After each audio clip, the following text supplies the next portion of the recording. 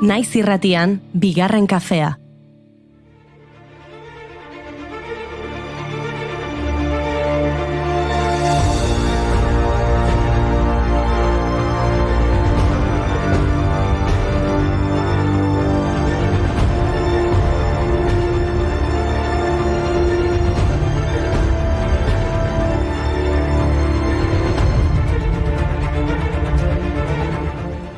Atzo hankasatu genuen.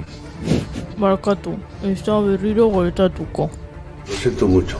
Me he equivocado y no volverá a ocurrir. Gracias por vuestro interés estos días. Zein zenuten ba? Oian aguez ginen etorri eta begira. A ber, hemen moida izan zen. Tennessee Williams atzoko egunez hiltzela ipatu genuen. Egia. Ez, 83ko otsailaren 25ean zendu zen, hau da, gaurko egunez. Baino lasai, aipatu genuen beste guztia egia zen. 2 aldiz jaso zen Pulitzer saria, A Streetcar Named Desire eta A Cat on Hot Tin Roof lanengatik. Barkatu, emozionatu naiz. Drinking that whiskey, 96 proof. Don't need no doctor, don't feel no pain. My legs just 2 steps ahead of my brain. This cat is on a hot tin roof. This cat, we're gonna shake it loose. This cat, don't get the blues.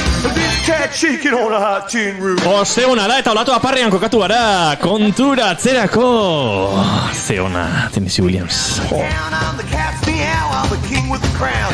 My head is spinning, I got the shakes. I can't stop now 'cause I got no brakes. This cat is on a hot tin roof. This cat. Antzerkiko Pulitzer sariak 1918an banatzen hasi ziren eta urte dexente igarota Zon Gal izan zen saria jaso zuen lehen emakumea, Miss Lulu Beth lanarengatik. Ordutik emakume gehiago agertzen dira zerrendetan, baina egin dezagun emakume antzerki egileen aipamen txikia. Gainera, martxoa hementxe dugu. Batzuk aipatzearren, Lynn Notash da saria 2 aldiz jaso duen emakume bakarra. Lehenengoa 2009an Ruined lanarengatik Kongoko Errepublika Demokratikoko emakumei buruzkoa eta 2007an bestea, Sweet lanarengatik Pensilvaniako herri bateko langilediari buruzkoa. Pulitzer saria zaratago, emakume antzerki egile asko ere badaude. Sor Juana Inés de la Cruz, 17. mendekoa esate baterako. Maitasuna ardatz duten 2 obra idatzi zituen. Los empeños de una casa eta Amor es más laberinto. Azken hau 1689an estreinatu zen. Orain, Baiben konpainiak ni munduko txarrena lana dauka eta bere bizita kontatzen da bertan. Bueno, eta batzuk diote Shakespeare emakume izan zitekeela, batez ere emakumei garrantzi handia ematen zielako bere lanetan.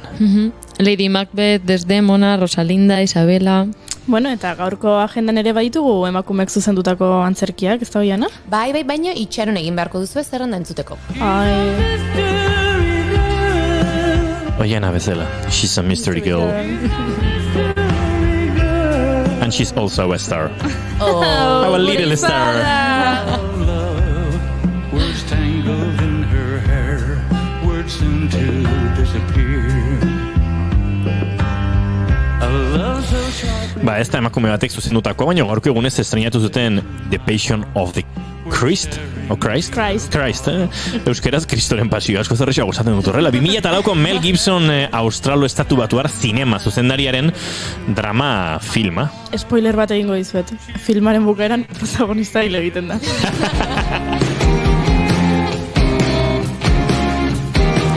Eta Titanic ondoratu egiten da, ezta?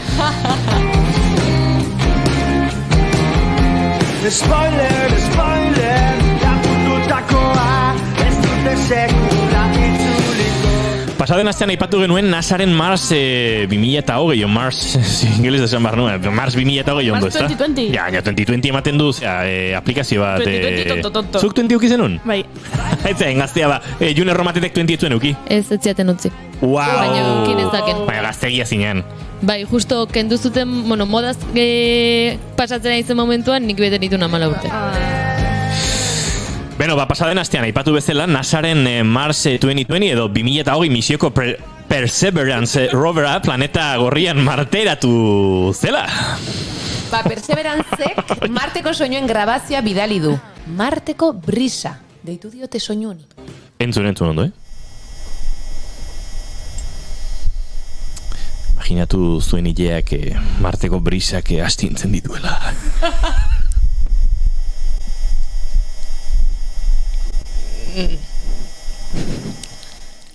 Ziur gaude hori Marteko bio badala. Hori osatute, behintzat, lehenengo aldiz jarri diote mikrofono bat Marteko misio bati. Misioan parte hartzen dute Euskal Herriko Unibertsitateko 2 ikerketa taldek, Bilboko Ingenieritza Eskolako Zientzia Planetarioen taldeak eta Zientzia eta Teknologia Fakultateko Ikerkuntza eta Berrikuntza Analitikoko IBEA taldeak. Begira, June, zuk aipatu duzula, gaurko egunez jaio zen Universidad del País Vasco Euskal Herriko Unibertsitatea, duela 51 urte. 10 urtez Bilboko Unibertsitatearen izenpean jarduntzen. Naiz eta 1977 geroztik, Euskal Unibertsitate barruti oso hartzen zuen bere baitan. Izen aldaketa baino gehiago, aspaldiko proiektu baten gauzapena izan zen. Unibertsitatearen goiburua Emanta Zabaltzazu, da, Gernikako Arbola abestitik hartutakoa, eta gaurko egunez 2005ean Gernikako Arbola berri Gernikatxean aurrekoa 2004ean ihartu baitzen. Eta gaurko egunez ere, George Harrisonen omenez Los Angeleseko Griffith Parkean dagoen zuaitza aldatu eta berria landatu zuten.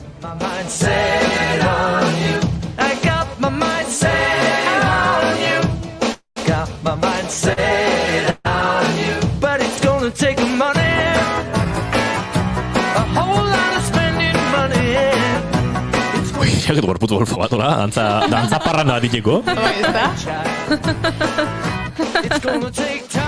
Izan ere, gaurko egunez jaio zen George Harrison gitarjole ingelesa. The Beatles taldeko kide izateagatik ezaguna. Bera izan zen Indiako sitar instrumentua mendebaldera ekarri zuen lehena. Eta Euskal Herrian ze? Norbaiten urtebetetza izango da, ezta? Bai, Miguel Gallastegi pilotari profesionalak gaurko egunez jaio zen buruzburuko txapelduna izan zen 1948, 1950 eta 1951 urteetan. 2019an zendu zen, gizon dotore, tente, eta garai batean, orduan bai, behar bezala jantzita frontoira joatezan horietakoa. Amerikana, txaketa kendu, txapabera bota, eta beste xarma bazuk. Zer imaginatzen Miguel Gallastegi jateko moko kamisetarekin? Ui. Edo abe kremekoarekin? Arrak bakiz, jateko ma hostias. Bueno, eta Txema Vitoria gaurko egunez jaio zen. Txema edo Txiribito?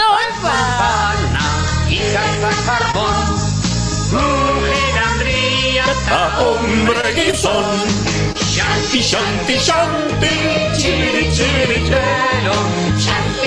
hau bai gure garaikoa ez june. Hau, ni pirritx eta porrotxekoa nintzen. Eta zugo juri, hor zubi belaunaldi. Ni biena. Biena. Arraia daragia, bai. Oiana, lehen jakiminarekin utzi gaituzu, agendaren kontuarekin, baina gaurko gonbidatuan orden esango diguzu edo hori ere ezin dugu jakin. Bai, hori bai. Natalia Monge etorriko da gaurkoan, dantzari eta koreografoa. Organic konpainiaren zuzendaria ere bada. Eta ni Karetxabaretako kuartelari buruz hitz egingo dizuet. Nik jai. Ui ama, nola jai? Ez. Iklan eta nik jai. Otsaiak 25 ditu gaur, eta osteguna da, ongietorri bigarren kafera.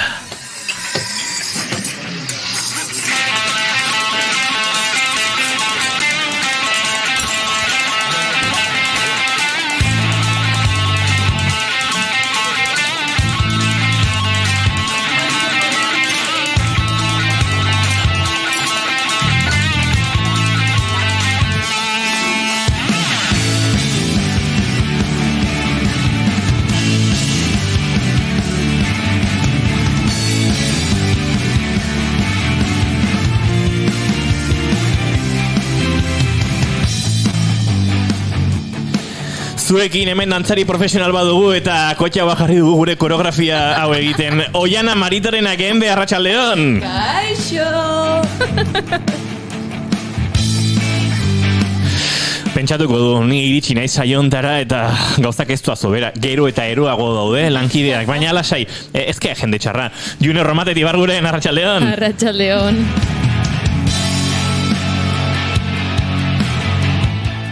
Juri Olatuaparrean segituan jartzen da, baina gure sintoniarekin dantzan ere Olatuaparrean jartzen zaigu. Juri ez izarandi, arratsaldeon. Arratsaldeon, TikTokeko challenge bat ingo. Bigarren kafea challenge. Eta izketan ari zaizuena Iñigo Asensio Elurbide. Gaur bigarren kafeak 160 ditu. Azkar esaten da. De potolo. Otsaiak 25 eta dagoeneko osteguna dugula eta astego moduan garela. Beraz, ongitorri guztioi bigarren kafera eta gozatu gurekin. Plazer bat duzu behintzat.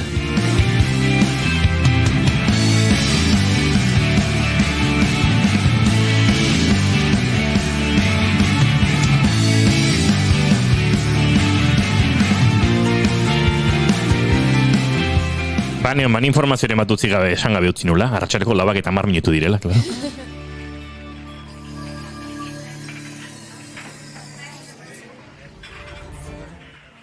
Eta, epa, inigo lodagola.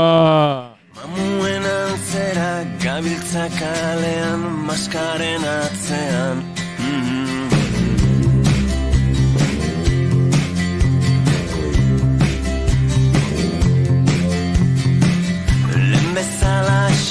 Eta gaur olatu aparrean egoteko arrazi gehiago ere baditugu, ze Doniñorrez taldeak oso osorik kaleratu erakutsi du dagoeneko erakutsi du eskutxik beren disko berria, eta entzuten ari garen hau Espainiak Espainekin. Zure Espainetan beldurrik gabe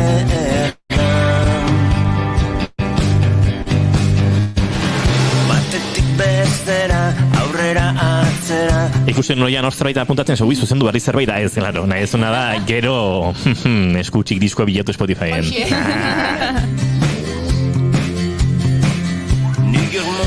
Bazuen baimenarekin, maite duten tartean murgilduko gara, lasai, tuizlariok, egingo dizuegu tartea horrentxe. Kiston zalaparta daukagula dagoeneko, baita WhatsAppean ere, bueno, lasai, ez gezkatu. Zaudete lasai, maite dutek lehentasuna dute gaur. Bai. Asko maite dugulako. Nik hasi nahi Orokorrean. Zuk hasi nahi zu? Bai, transmititu didazu eta bota nahi dut. Venga. Bai, ez nekien zer maite nuen gaur. Piskatola baju neolako, eta bakizu zer maite deten zuek. Ematen dira alaitasun hau. Oi. Bai, nahiz da baju egon, zuekin egon eta hemen hola hain gustora egotia, ba. Segundu bat, barkai da zue, June eta Oiana, baino Goiuri eta biok egunero hemen gaude, eta konsultatik bar dugu, zuek entzun gabe.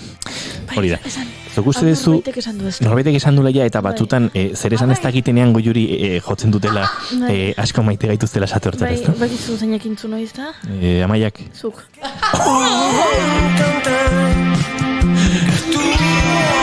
Oso politia izatena izango Goiuri, baina.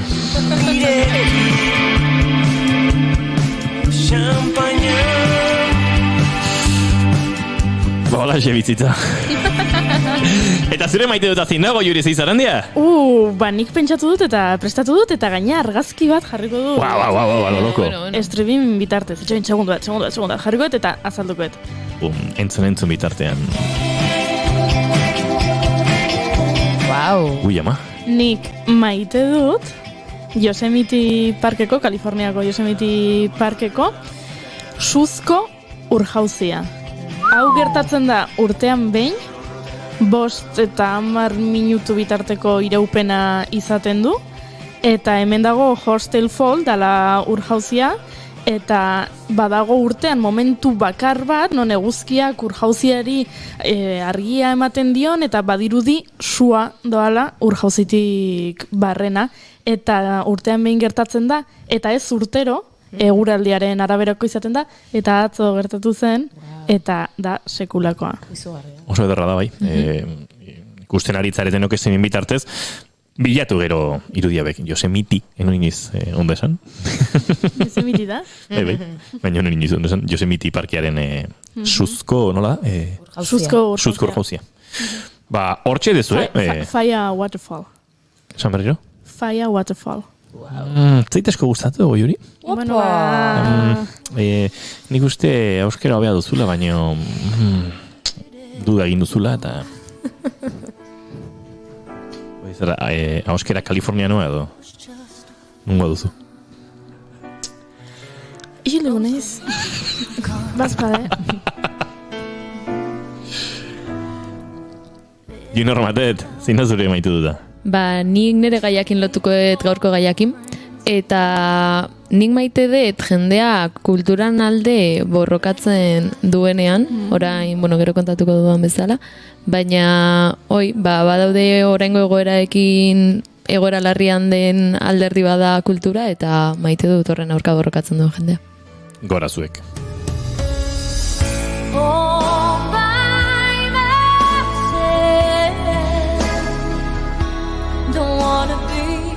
Nire ez eta bestio kasualidadez jarri ez pentsa. Nire maite dut da, ez da egin nola deitu.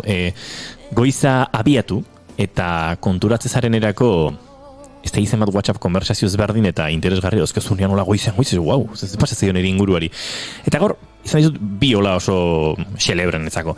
Batzan, ari nintzala lehengoan, ez dakit June edo Amaia izan zen, janaria motel zegoela esan zuena.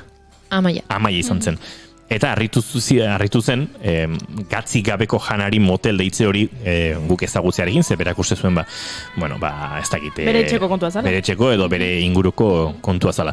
Eta hemen nire kakanastea, Amaia Lezokoa da, Ni horeretakoa. Eta zu horeretakoa, naiz eta gero zuk oihartzunea asko jotzen duzu bizitz moduan, eta hor dauk nik oharso aldea genizaioke, bai, Lezoa oharso aldea da ez. Vale, oharso alde inguru hortan nahasten daute Amaia eta Junek. Eta nik banuen buruan motelitz hori, nire etxean euskera ez dute egiten, beraz, etxekoa etzela, inguruan galdetu maitenak eta goiuk ere ez zuten erabilera hori horren zantzu berezirik, zen, oita, nik zeatik ezautzen dut, gaur konturatu nahiz, eta lagun bati galdetu diot, ari nintzen batean bi batera ukitzen lagun batekin eta haren aitarekin. Haren aitari galdetu diot eta uazeon susmoarekin, hau ez dakit nondik edo ezagutu ote dezakegu, baina gure etxean bai esaten da, naiz eta ikasia den.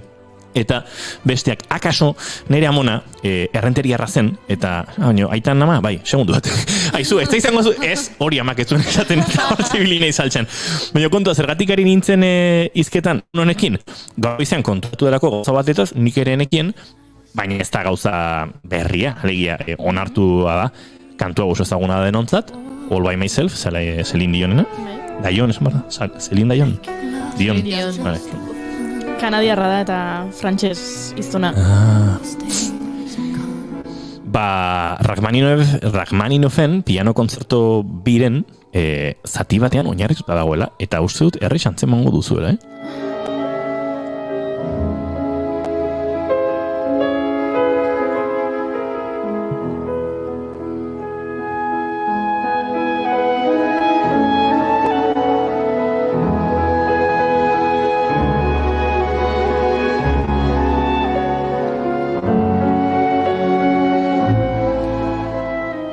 Klarinetista solista ari da hortxe adaio sostenut hontan.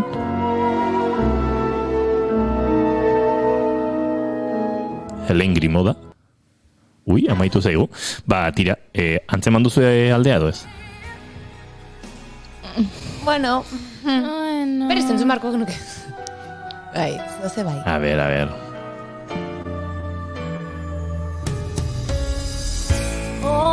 Vale, estribillo iritsi aurretik izan barko luke.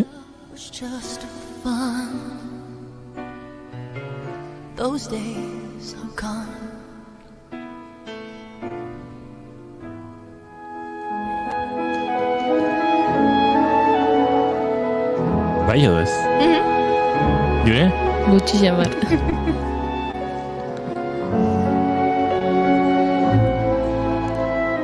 Justo oraintxe. Estrofa bakarri da. Hortxe sartuko zen estribilloa, ez dut ondo prestatu, igual bata bestearekin lotu izan banitu.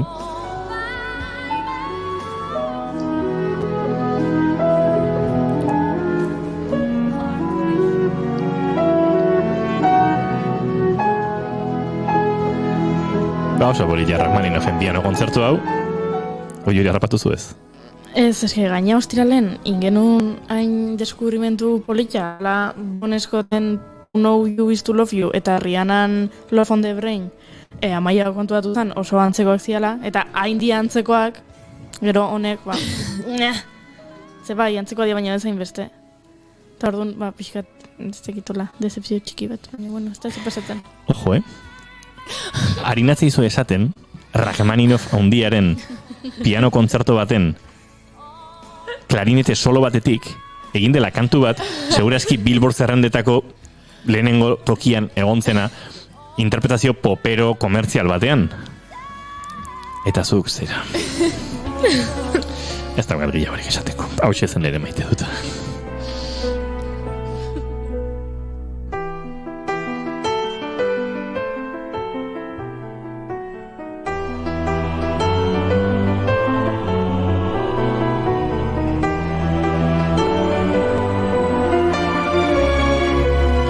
Eta denok esan ditugu maite dutak dagoeneko, ez da? Bai. Bueno.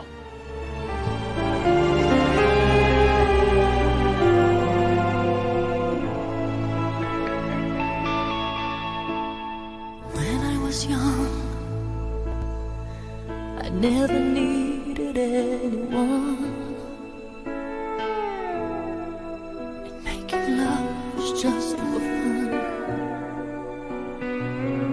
Those days are gone.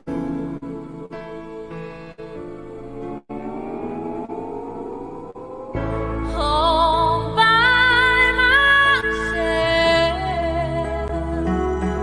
Don't wanna be all by myself. Bida, lehenengo tokia ez, Billboard Hot 100 edo zerrendan, bigarren tokian izan zen All by Myself, eta Eta urte hortan lehenengoa zein izan zen? Badakigu? ez dakit. Bale. Barkatu.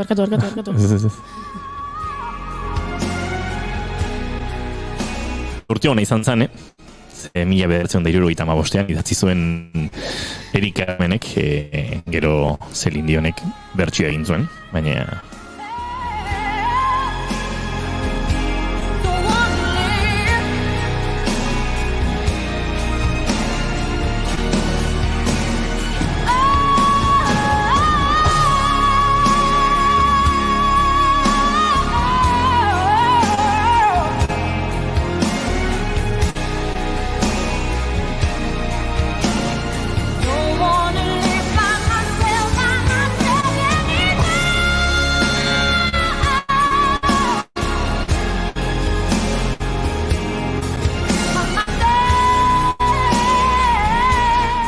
uste dut Billboarden historian lehenengo tokia garrik agertzen dira, baina bigarrenak ez. Ez da aurkitzen.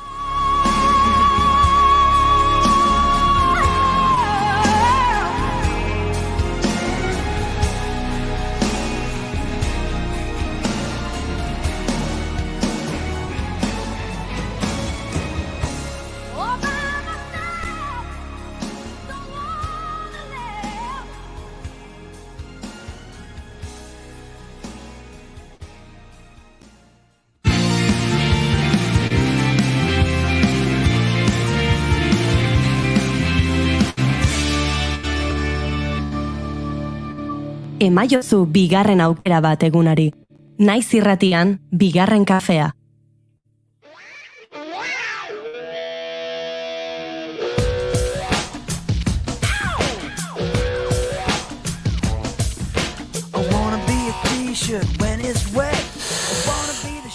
Esan dut heldu behar geniela gure Twitchlari, haze saltxe daukagun, bip izate eta ez izate horrekin, eta gauzat esango dizuegu. Gainera, zuen arerio edo zuen mesedetan ari dena, ez duzu ikusten. Eta ez duzu entzut. Ez gara hemen. Goiuriren gibelean ezkerreruntz, klamarari jarraika, goiuri zure eskuin eskuarekin horrela inbeze. Hortxe, txokortan, lankide bat dabil. Eta goatzen duzue El Show de Truman. Hortxe, areto kontrolean, iskutuan, iselik. The Big Brother. Yeah, The Big Sister. Idoia da The Big Sister, ez? Baina... pentsatzen netzen urengo... Bai. Idoia izena du. Mendik aurrera personaje bat daukagu. Idoia da hemen bipak banatzen ibiltzen, Beraz, ez dakit nola egingo duzu, baina tira, maite dute hemen bigarren kafeko bip izatea. River Rock, hemen alda bip oparitzen duten tokia. Ai, River Rock, onartu behar dugu, River Rock gure Twitchlarien artean lehenengoa ezpazen lehenengotakoa izango zen. Aspaldi etzinen hemendik, ongi etorri. When you're dipping, I wanna be your bathrobe. Oh, when you're dripping, I wanna be your cocktail, baby. John Lees Magi. Arrazoia daukazu. Inigo Traola kutxa kultur jarri da. Your underwear.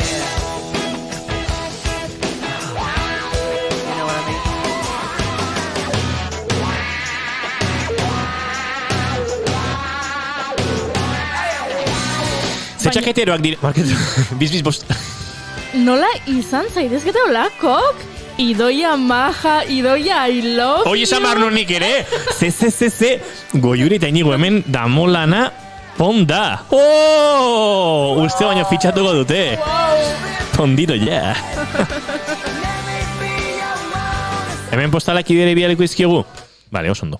Ja está, bukatu da. Bukatu da. Ja. Nahikoa da. Bai. Horrela ezin dugu.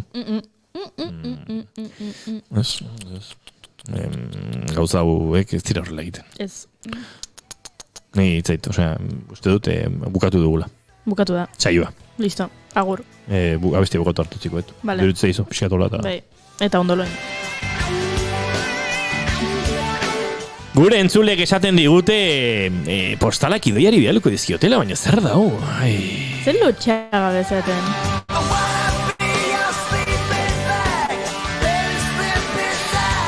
Ulertzen ari eztenarentzat, lasai, geroxeago kontatuko dizuegu nola ardezakezuen parte, gure postal bidalketa lehian.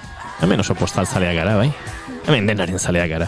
Eta ni naiz kutxa kultur jarri. Haizue, Rachmaninofek 75. urtean egintzen pop abesti balada nagusietako bat inspiratu baldin mazuen, jakin beharrekoa da, eta aipatu beharrekoa da. Jo, nolakoak zeaten.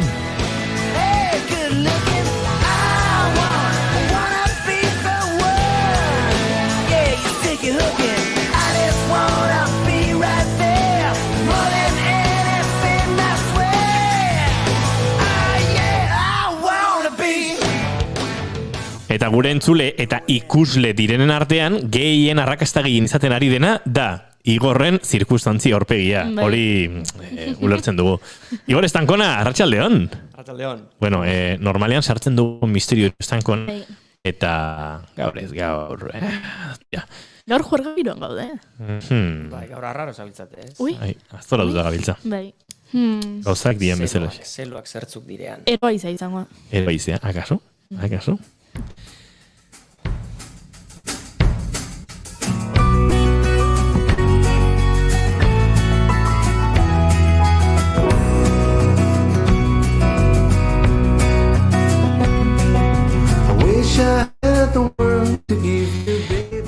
Eta zentzule batek, entzulera, karkakusuk dio pasatzen zeatenen beste tuizlarien zuzenekoetatik orduan, soilik orduan agian, apika, ez zaituztegoen beste troleatuko.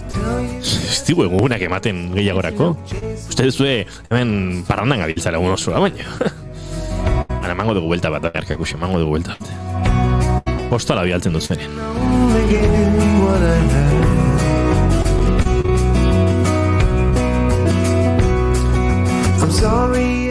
Baina gauza serioetaz ere hitz egin beharko dugu, eta Igor Estankonarekin poesiari heldu behar diogu. Guke, ez da egin nola ditu diogun, gure edukien aurrerapenean, euskal poesiaren Poesiaren arintasun eruntz. Ondo aukeratu dugu, Estankona? Perfecto. Perfecto duzue. Iker Eurobak bazuna besti bat gauza harinen alde. Bai. Bai. Estankona, zuk esango diguzu, nondik abiatu? Bai, bueno, barrutatzera goaz edo imaginatzera etorkizuneko euskal poesia. Ikusita ze norabide hartu duen, hitz egingo dugu etorkizuneko euskal poesiari buruz nolakoa izango den asmatzen aleginduko gara. Eta hasiko gara lehena, oraina eta geroa laburbiltzen dituen Edorta Jimenezekin. Txibien sasoia da itxaspean, arrantzale zaharrak isilean, hartatxua tontzen du batela. Goizak guztiz argitu orduko. Eme bizien bila abiatzeko. Lehorrean, ondurik dira sagarrak.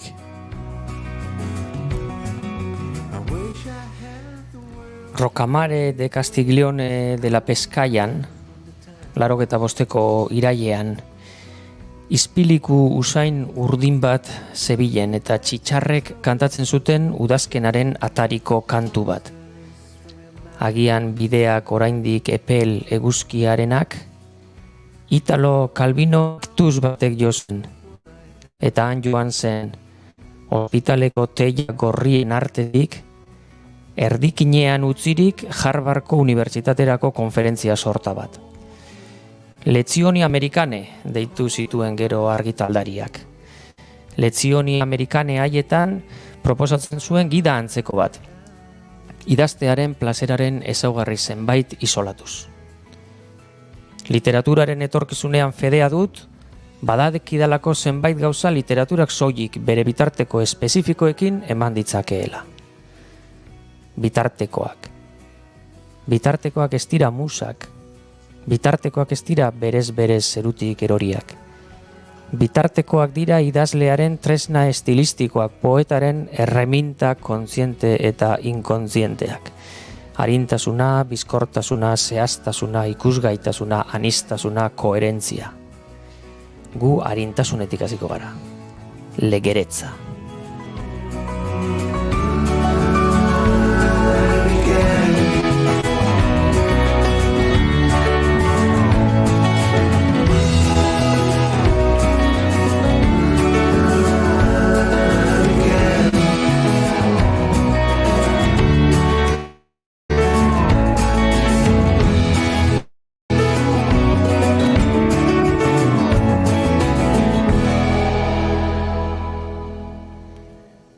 Euskal poesia arintasunerantz egiten ari da. Gure poesiaren igeragana izanik urgentea eta batzuetan burrumba bezain astuna, azken aldian ematen du desagertu egingo dela halako batean, kea dela behelainopean. Poetak hasi dira idazten klasikoen moduan, badakite poemak pisua daukala eta pisu hori kenduz iristen dela bat festina lentera. Udazkeneko lehen ostoa erori da, dio Beatriz Txibitek Pekineko kean.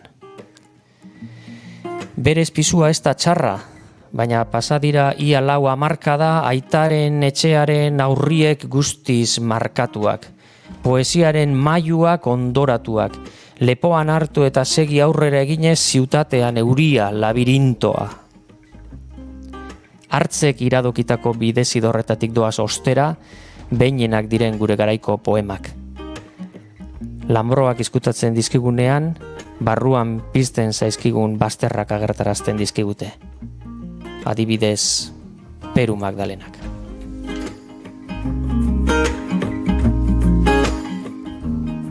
Hitzez eta kontzeptuz eizatu ezin dudan laino miresgarria da ene poesia.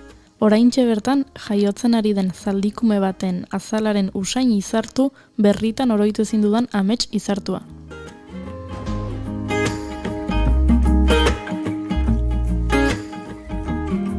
Ikusita zeinen azkar joan dan Peru Magdalenarena, beste ezaugarri bat. Rapidita.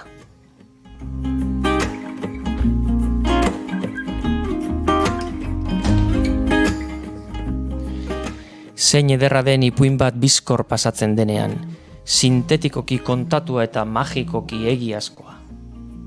Ordua. Joan eiziran batzuk, hortxe bertan supele horren kuebara. Lehenengoz joan ziranean ilun edo zan, eta dana urrea seguru.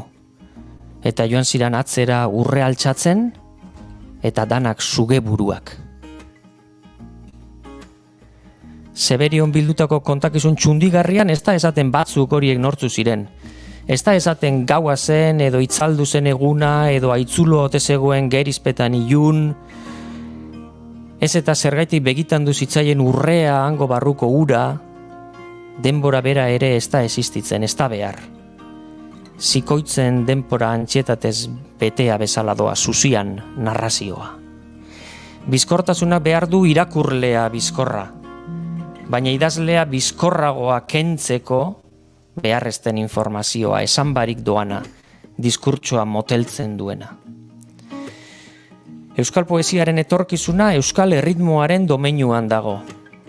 Italo Calvinok ere badio bere lezioni amerikaneetan alegia.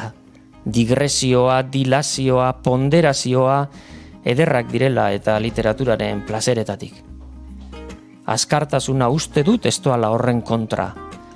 Azkartasuna litzateke efimeroa dena sedimentatzeko behar den pazientziaren fruitu paradosikoa.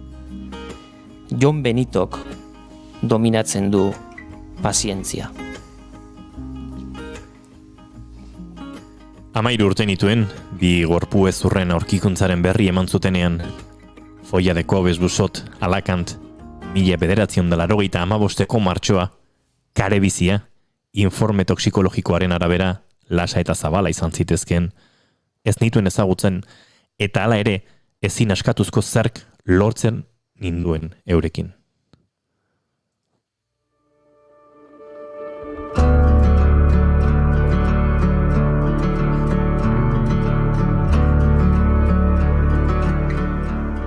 aletzen joango gara. Apurka-apurka, etorkizuneko euskal poesiaren ezaugarri zenbait. Gusto baduzue hurrengoan hemen beste batzuk aipatuko ditugu. Gaurkoz hemen utziko dugu. Poesiaren muga lanbrotsuan dena. Maite ditut maite geure bazterrak lanbroak izkutatzen dizkidanean. Zer izkutatzen duen ez didanean ikusten usten. Orduan hasten bai naiz, izkutukoa. Nere barruan bizten diren bazter miresgarriak ikusten.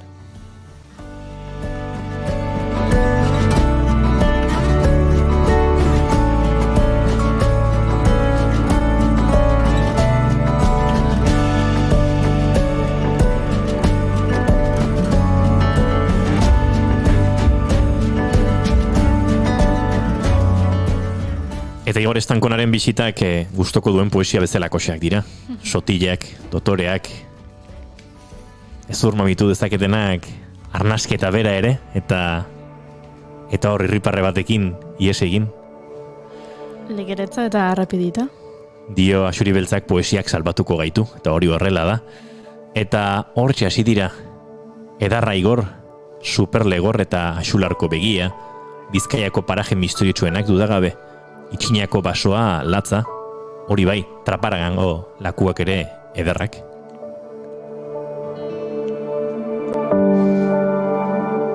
Estankona, maite dugu. Eskerrik asko, nipe baizuok. Bala sai, eskerrik asko. Mila esker.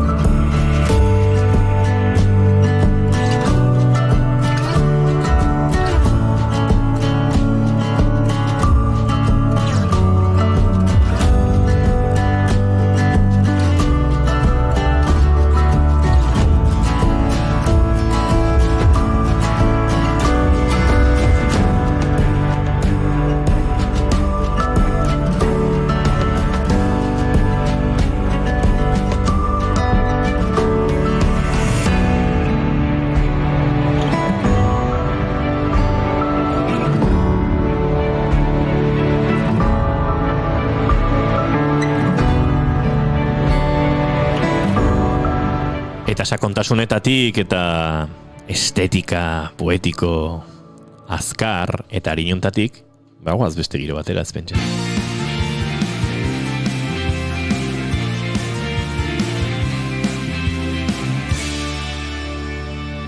Keep calm and bigarren kafea. Adi, adi.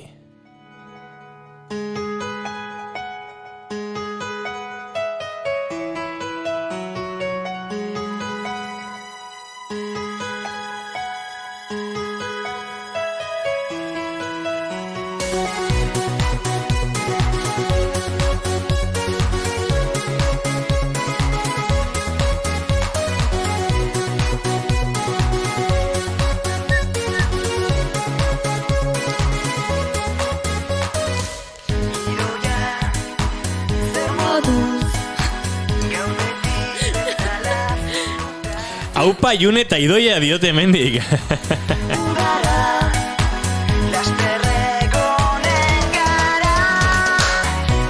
Itxasoko olatuek eskutitzak garri dute, zure hitzak irakurtzen, gehiago naiz maite mintzen.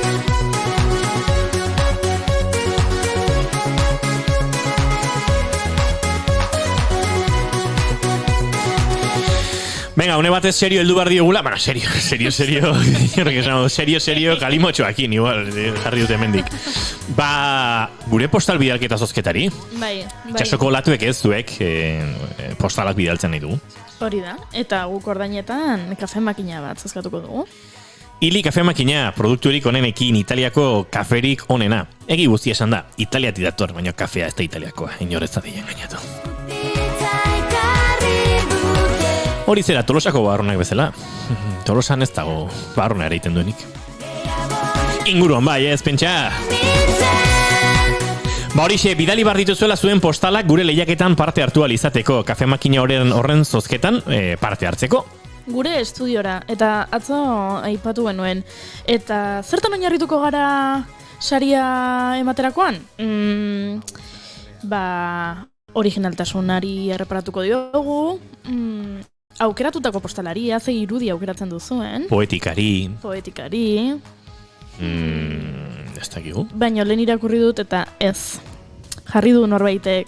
Bi pizateak aukera gehiago ematen ditu postalen aukeraketan? Ez. Zuk behidatuko, bipzareten edo etzareten. Baina zuek bidali postalak. Ez, bipen asuntonekin honen batean serio jarri barko dugu, Ez dakite meze desmadre dago. Nora bidali barrituzue? Rondilla kalera, Tolosara, bai, zapla Tolosari diote hemendik. Bueno, bai. Ez gara hemen beti Tolosa zentrista jarriko. Ez, baino elbidea. Hori da. Venga, hartu boligrafoa, arkatza edo mobila, nahi da zutena. Rondilla kalea 15. Tolosa. Hogei lareun. Hoi postako dea. Gipuzkoa. Euskal Herria. Bai. Eta jarri hor bigarren kafea, naiz irratia, edo... Edo idoia, ikusi deu idoia jarri nahi dezuela, beraz, jarri idoia.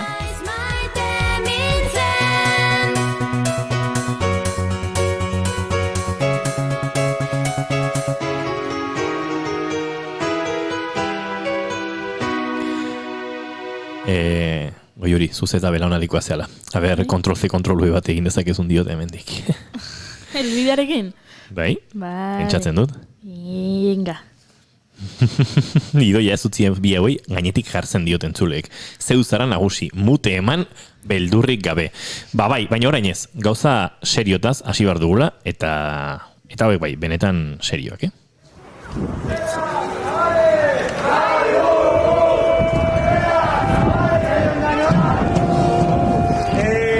Geixeno jakingo zuen moduen, domekero Elixan mesak emuten die, baina kuartela itxita dau.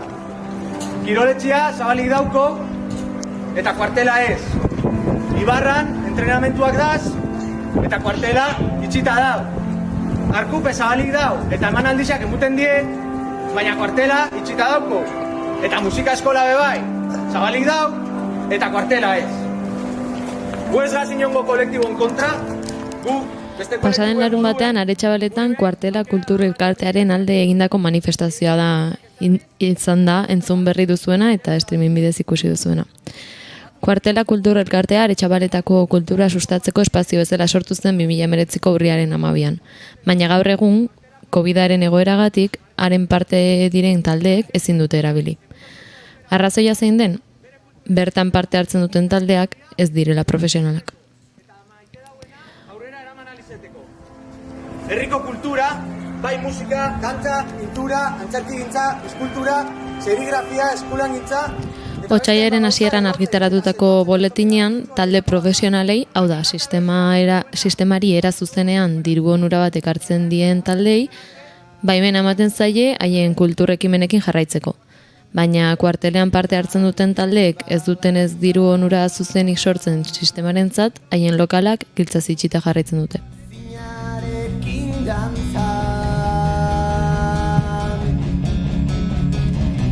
Ezinarekin dantza.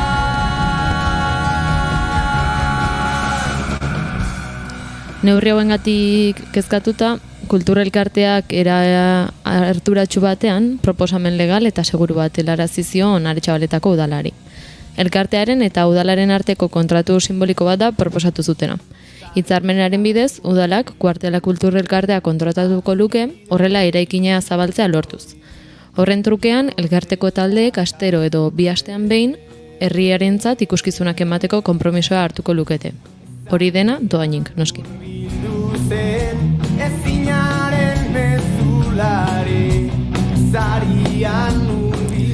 Kultura elkarteak defendatzen du herritarrentzat onurak ekarriko lituzkeela. Herriko kulturari eta sormenari bultzada emango liokeela eta kultura egoera larrian dagoen garai hauetan herriari bizitza ekarriko lioken zerbait dela. Gaineratu dute, udalak herriari eskaintza bat emango liokela inolako kosturik gabe, kanpoko artisten kostu altuak saihestuz.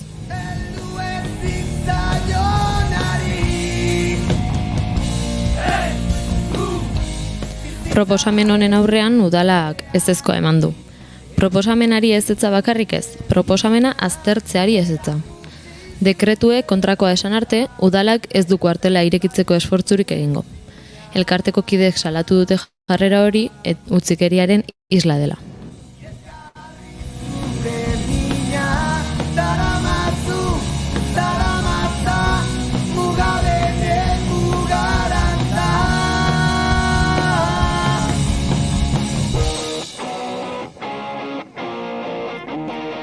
Kuartela kultura elkartean jende asko aritzen da haien proiektuetan lanean. 100 pertsona dira. Horien artean dantzarloan jaiki elkartea dago eta musika arloan berriz Gorka, Txerrikumeak, Jos, Wood Strings, Einaut Zubizarreta, Nil Band, Streamers and Sinners, Paimant, Ivan BGRS, Criminal Reminds, Mark Mission, Hasan eta Serendipia taldeak.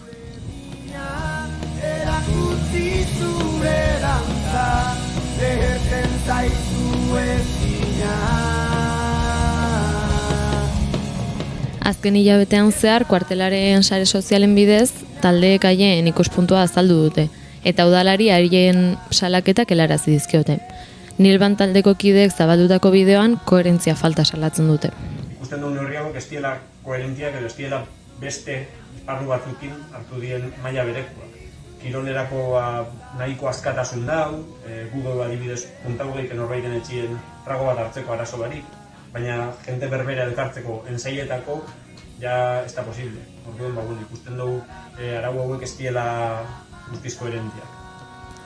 Koherentzia faltaz gain, Criminal Reminds taldeak udala sistema kapitalistaren baitan mugitzen dela salatu dute. Sistema kapitalista baten bizigaren heinean, lege honekin argi ikusten da, etekinak ataratzen darienak ez daudela problemaik, eta etekinak ataratzen ez duen heinean, zena dela. Salaketa hauen aurrean, talde askok eta askok eskatu diote udalari beste alternatiba bat topatzeko. Horien artean, Hasan taldea. Gu kuarteleko kide moduen azarotik ensaio berik gabiz, kuartela zerrauta dago eta ikusten du kuartela ez doi aurrera, eta eskatzen duguena da, zaten badaue kuartelien ezin dira segurtasun neurrixak bete, alternatibaren bat topetia, ez? Soluzioa ez dela kuartela zerretia. Salaketa hauen artean bada ezberdintasuna duen talde bat barkatu. Jaiki taldea dantza arloko taldea da eta hauek baimenduta dute haien jarduna aurrera eramatea. Hala ere, elkarteko beste partaidekin bat egin dute eta kultura segurua dela eta herritarrentzat beharrezkoa dela aldarrikatu dute. Oin Eusko Jaurlaritzak eta udaletxeak baimena emunduzkoez dantzari soi gure jarduna berriz martxan jartzeko. Hala eta guztiz, Atxabaltako udalari eskatu nahi dut hau, alternatiba ezberdinak aztertu eta kuarteleko atiak zabaltzeko erabakisa hartzia. Herriko sortzailean aldeko apustu garbi bat itxia. Kultura, segurua izatiaz gain, herrixantzat beharrezkoa dalako. Guardia Zibilen bizilekoa izandakoa ondoren aurreskolaren egoitza izan zen. Gero gaztetxea urteluzez. Beranduago Leizarraga musika eta dantza eskola eta azkenik gaur egun kuartela kulturelkartea da. Urte asko pasa behar izan ziren musika taldeak bertara iristeko eta orain borroka luzea gauzatzen ari dira udalak berriz irekitzea onartzeko. Kuartela kulturelkarteko kideek hala esan dute behintzat, kuartela ireki arte jarraituko dutela borrokan.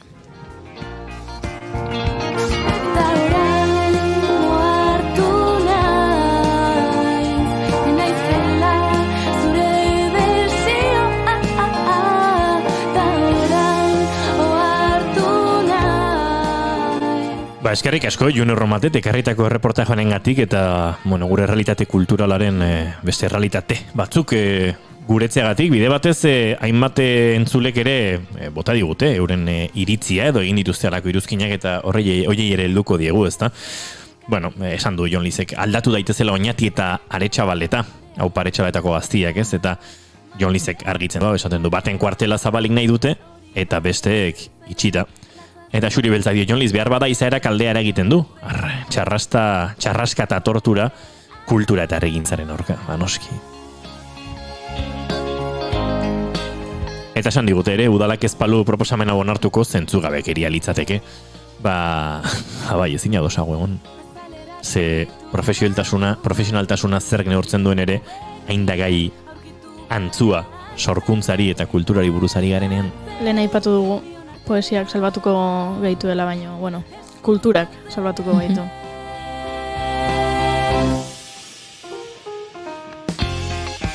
Nil taldearen aztarnak entzuten ari gara bide batez, Jasan taldearen esklerosiarekin dantzan ere entzun dugu. Eta aztarnak honekin agurtuko dugu tartetxo. Bidean nago norabideari jarraikata hori bai egin zaidala laza zure eta nire aztarnak kanporatzea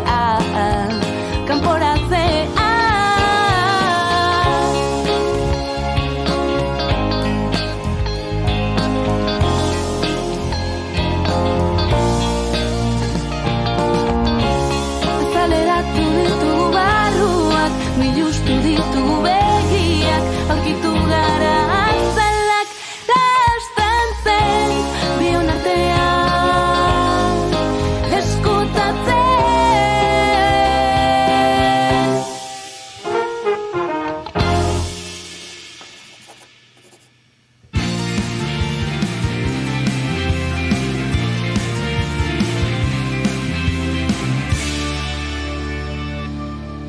Emaiozu bigarren aukera bat egunari. Naiz irratian, bigarren kafea. Gelditu makinak.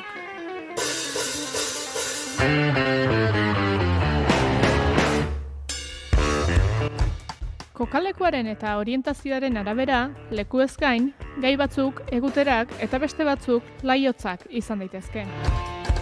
Intxignis pinua zoroitzen? Beste espezie batzuk ere hautsa garrotu izan dituzte. Argi ilunen kateko azkenetarikoa, eukaliptoa. Arantzadi zientzia elkarteko herpetologia sailetik, eukaliptoak anfibioetan duen eragina ikertu dute, eta gaian sakontzeko bildu gara eurekin. Emariak eta salto hidraulikoak energiarekin duten lotura argitzearekin batera, energiak ze bide egiten duen uretik elektrizitateraino azalduko digu Goiener elkarteko Jokin Kastañosek. Gomendioen atalean berriz, Etxaun Agirreren musika pilulen txanda. Presta zaitez entzule, gelditu makinaken 7. saioa aste harta eta. Gelditu makinak. Jada entzun gai duzue, Gelditu makinakeko azken saioa. Gure webgunean eta podcast plataformetan. Barratxaleko 4:40 minutu ditugu eta hemen txegara zuzenean bigarren kafean. Naiz irratiaren sintonien oraindik asko kontatzeko Arratxaleko 5:00 txanportan, naiz kontzertuen inguruan hitz egin behar dugu zuekin, datozen egunetarako dauzkagun proposamen kultural mordoaren inguruan, dantza eta antzerkiari, arte eszenikoei dagozkionean, eta aurreratu dizuegun gurekin gonbidatu berezi bat ere izango dugula. Beraz, segi horbestaldean. Naiz irratia. Lidia Insausti naiz, Arima Soul taldeko abeslaria, eta orain itsasoan abestia entzungo duzue gure epearen lehen abestia. Espero dugu zuen gustokoa izatea.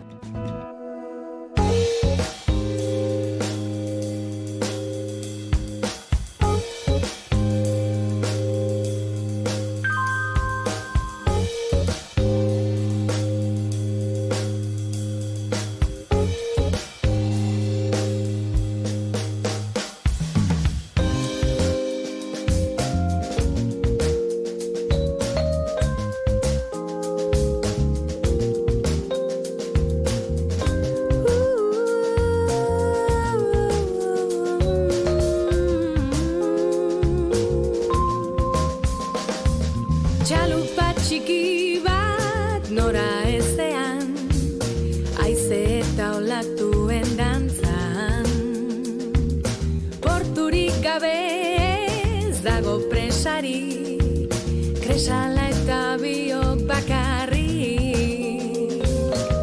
Laino artean sartzen dauda, ekainaren besoetatik. Begira, begira, bilatzen zaitut, nonote zaude izkutatuta. Asmakizun bat zani, puin erdian zirrara, paperezko tximeletak hurbiltzen. Dana gertatzen hondartza parean, lurrikara berri bat ekartzen. Zu ispiluak soinu guztiak berpizten, inoiz azaldu ez dan paisajean. Lurperatuta zeuden barreak berreskuratu dizkidana. Itxasora bota ditu beldurrak, zalantzak jada galdu ziran, urrutira goaz belak puztuta.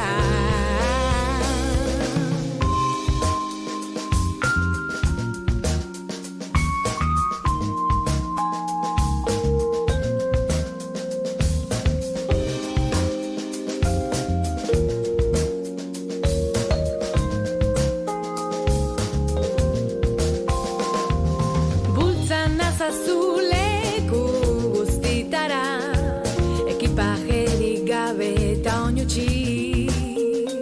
Guazen edo norabion etxa baita, norabide berriak badato. Entzule eta zaindariak gara, gure errutina marruskatzen. Momentu txikiak gorde behar dira, zorion eta metxen kutxa honetan. Beti nirekin geratu zaitez, irrifartxu eta indartxu. Jaietan, bidaietan, mundua gure zain dago. Orain badaki, orain bagara, Wilderren espektadore bi. Arratoiaren profila zaintzen, gure sustrai berriak bustitzen. Itxasora bota ditu beldurrak, zalantzak jada galdu ziran, urrutira goaz belak puztuta.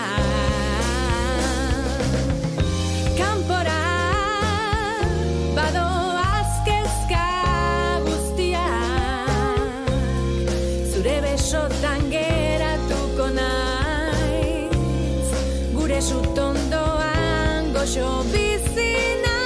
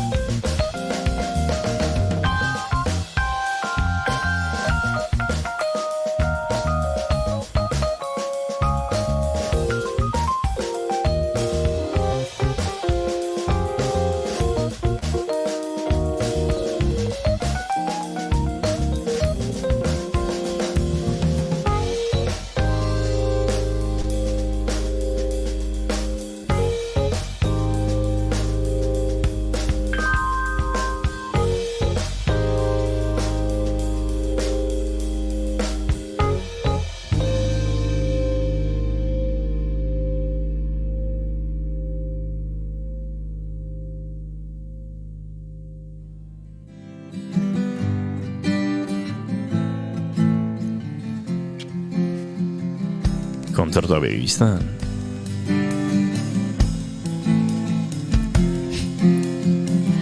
Amorerik eman gabe, zuen leialtasunak dena merezi duela, argi ikusi dugu. Olatu aparrean nozkagu, ben.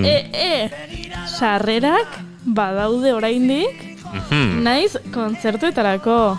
Aipatu genuen bezala, naiz kontzertuak pandemiaren larritasuna zela eta atzeratzea erabaki zuten genuen, eta otsailaren 26-tik 28-ra ospatuko dira Hernaniko polikiroldegian.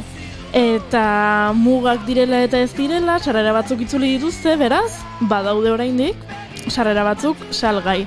2 aukera dauzkazute. Aurrez aurre, Hernanira joatea, edo streaming bitartez.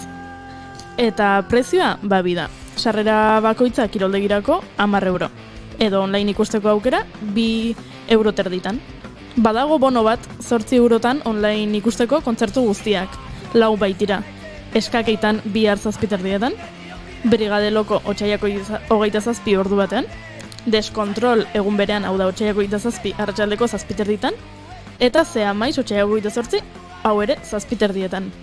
Eta sarrerak erosi sartu naiz.eus/naiz kontzertuak. Eta hor erosiko dituzue sarrerak.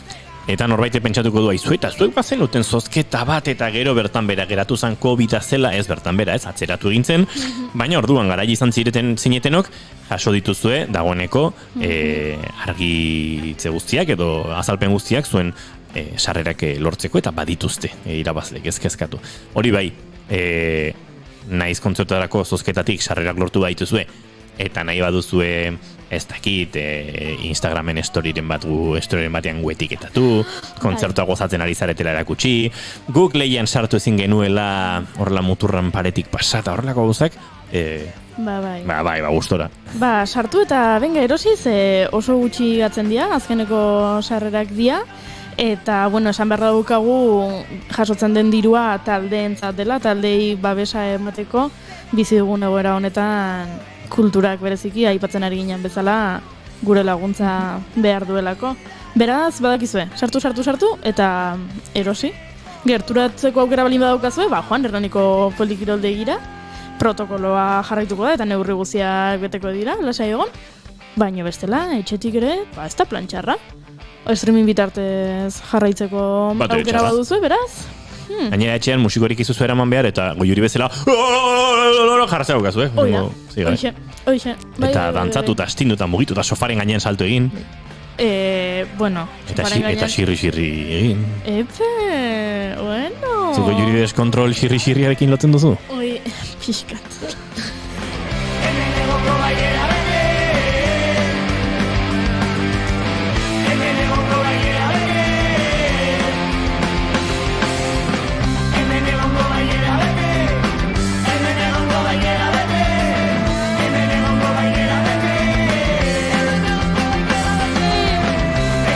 Eta hemen porra badago, Goiuri mondrakoa da. Jon Lizek dio, gehi bat.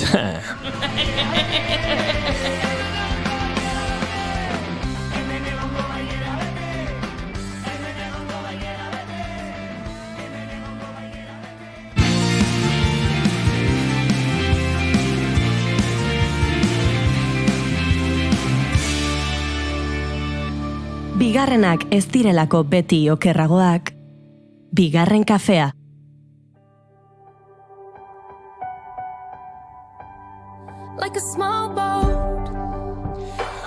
Eta bagoaz noski aurrera, osteguna izaki, datozen egunetarako planak aztertzera. Oiara Maritorenak prestatu diguta, gure egin beharren agenda. Honek ere etxeko lanak dakartza, xili-xili goiuri ezpentsa. Ni berriro prest apuntatzeko, Oso ondo. Etxain mugakidea zein da, honea bai, honea ez. Aplikazio bat igual behar dugu ez? Aplikazio bat? Ez esan, lapurtu ingo digute ideia. Lorororo!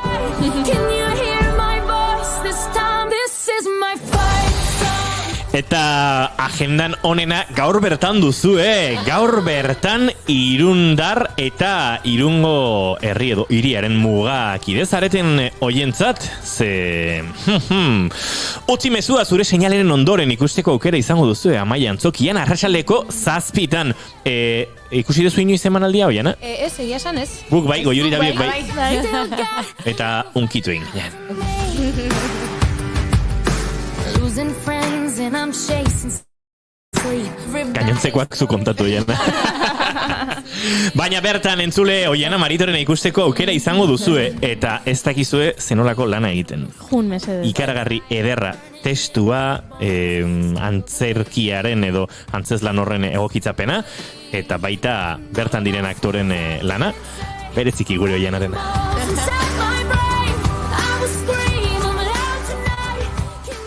Bueno, bai, ez dakiz gehiago esan. Segi aurrera. Bai, esan gaurko la arte eszenikoetako beste proposamenik ez dut ekarri. Hoi da aukera. Hoi da. Ez, baina kontzertu mordoa dago, beraz, kontzertuetara joan nahi duenak, bila ditzake, eta aurkituko du bere gustukoren bat, ziur. Eta ostiraletik igandera, bai, antzerki edo dantza ikuskizun proposamen gehiago ditu. Badibidez, bihar ostirala, ez tok ero, Tolosan izango da, 7:00. Gorria, flamenko eta bertsolaritza uztartzen dituen lana hau Zarauzko modelon atxaleko 7:00, konpromisoa, 3 aktore handirekin, Ramon Agirre, Joseba Paulaza eta Zubaitz Gurrutxaga, Elorrioko Arriola Antzokian, Ameriketako bidaia hau aipatu genuen eta gaina Mirenekin hitz egiteko aukera izan genuen beraien estreinaldiaren aurreko ostegunean.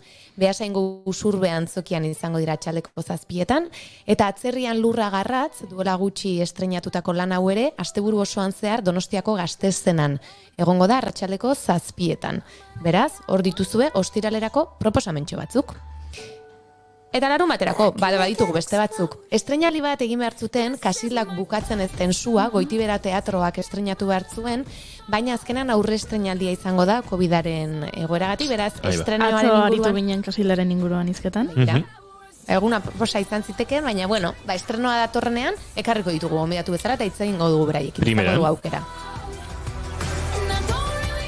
Ze sugerentea, ze polita urrengoaren... izenburua. Lurrun minez, bai, Salbatirran egongo dira 6:00, eta joan den astean aipatu genuen Oiartzunen eontzien igandean, ikusteko aukera izan nuen. Izena ondo esaterren agurain esango dugu, ez? Beste norbait aserratuko zaigu. Oso, bai. Agurainen Lurrun minez. Bai, Lurrun mina iruditzen kontzeptu polita. Eta badu, bueno, estetika asko lurruna. Bueno, bai. kokatzen da polita da. Bai, sakona da eta hausnartzeko ematen du. Eta horrez gain, Bideart jaialdiaren amaiera bezala, ganbara aurkitu dudan altxorra, 7:00 eskainiko da Zigoitian. Eta jaialdi hau izan da landaguneko programa eszenikoa, antzerkia eta arte eszenikoa, pixka landagune hortara eramateko. Eta Donostian, Gaztezenan aipatu dugu, Atzerrian Lurra Garratz egongo direla, baina Antzoki Zaharrean Antigone edo Ezetzaren Beharra egongo da, larumat eta igandean atxaldeko 7:00. Askok jakingo dute, baina Antigona obra garaikide, klasiko bada, eta hemen egokitzapena izango dugu, eta gainera euskaraz ikusteko aukera, bertsio libre bada, eta bertan modu erdi komiko eta tragikoan, mendetan zehar konpondu ezin izan diren gatazka batzuk edo agertuko dira. Segurazki oraindik ere jarraitzen duten gatazkak. Eta iganderako beste proposamen bat. Futbolistok Irurtzunen atxeko 7:00, eta ez tokero, esan du ostiralean ere aritu direla, igandean egongo dira Durangon, eta astelenian, arraroa izaten astelenan agian antzerkia ikusteko aukera hori, atxaleko 7:00 ere. Baina aldarrikatu behar ditugu, egunez kanpo, lekuz kanpo eta orduz kanpo egiten diren gauza horiek, hor ere bago erresistentzia bat, Bai. Arratsaleko bermuda bezala. Eta amaitzeko irriziklo zikloa. Ui, junintzen eri hemen informazioa. Otsailaren 24tik, asteazken hontan hasi zen, eta martxoaren 24an. Amaituko da, asteazkenero antzeslan bat ikusteko aukera izango dute Iruñako Nafarroako Antzerki Eskolan. Euskaraz, eta uste dut oso proposamen politiak direla, eta bertakoentzat oso erakargarri, eta esan bezala, esan dugu asteazkena ere, akaso ez da hain egun ohiko antzerkirako, baina proposamenak asko dira. Aste honetan luze edo motz ikuskizuna eskaini dute, datorren astean ez tokero egongo da, ondoren koxkak, Gero 35 huts, martxoaren 17an, honi buruz ere aritu gara, eta martxoaren 24an amaitzeko Losers edo galtzaileak. Came the sun, and our hearts. Entzule bate galdetu dugu, eta izudatzean dagoen musika hori, Rachel Platten, ez da nola oskatzen da, horrela? Rachel Platten? Tira, hortxe duzu, berrintxe soldiz ari gara entzuten, duela hilabete batzuk kaleratu zuen azken lana, edo? Now the beat as one. We made it through, and after all, Eta guztai gure gorko testenikoen gonbidatu. Ez kezkatu segituan entzungo dugu. our hearts will beat as one.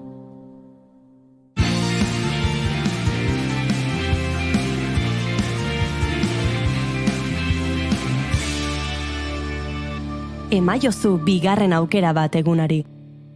Naiz irratian, bigarren kafea.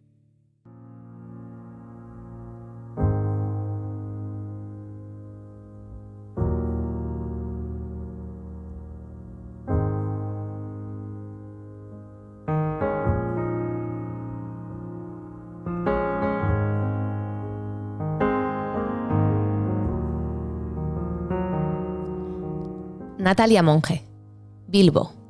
Dantzari, koreografo, irakasle eta organik dantzantzerki konpainiaren zuzendaria. Heziketa fisikoan lizentziatu zen eta urtetan aritu da batxilergo eta bigarren hezkuntzan lanean. Horrez gain, gorputz adierazpenarekiko zuen interesak bultzatuta, konposizio koreografikoan graduatu zen Amsterdamgo School for New Dance Developmenten. Gainera, Euskal Herriko Unibertsitatean arte ederretako doktorautza ere burutu du. La danza de las emociones de Alain Platel teseiari esker.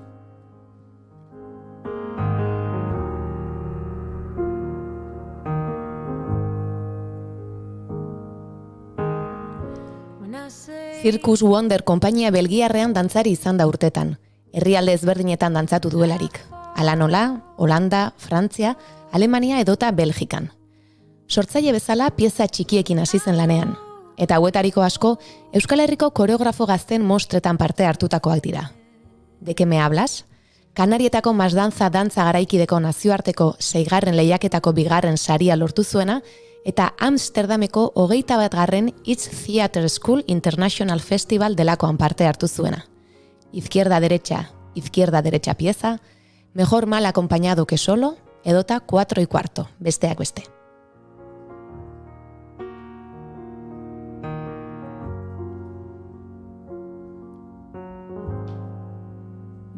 an bere konpainia sortzea erabaki zuen, Organic Dantza Antzerki konpainia.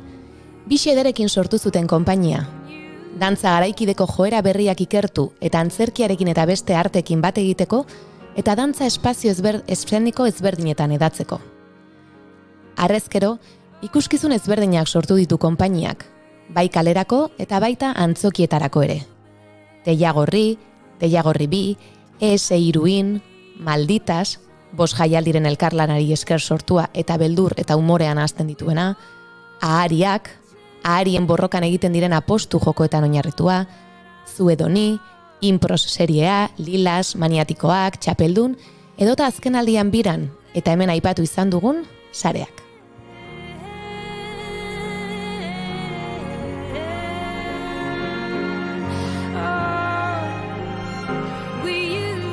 Horrez gain, irakasle eta ikerle ere lanean dabil Euskal Herriko Unibertsitateko Magisteritzako fakultatean, eta 2017an ikerketako 10. Artez Blaiz saria jaso zuen honako lan honengatik, La danza de las emociones de Alain Platel.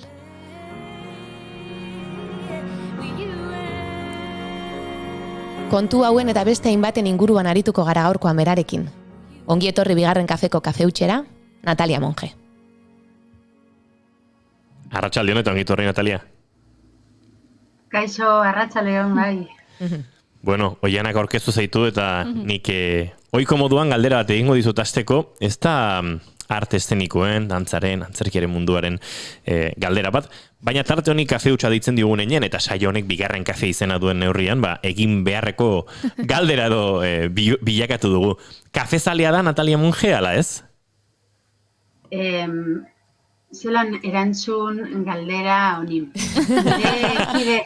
Nire kideek esatetu duten bezala, por el bien de la humanidad, Natalia, mesedez esartu kaferik. Ondo. Bueno, Natalia, arratsaldean. Berez naz nahiko orduan kafe bat, eske behin uste dut izan zala emanaldi baten aurrean, zuzendaritzen nengoela, eta hartu nun, gainera izango zen erakile edo deskafinatu bat, edo lako zerbait, eta, bueno, botan indut eleko guztietatik, ez dut inoiz hartzen orduan kriston efektua daukanean. Begira.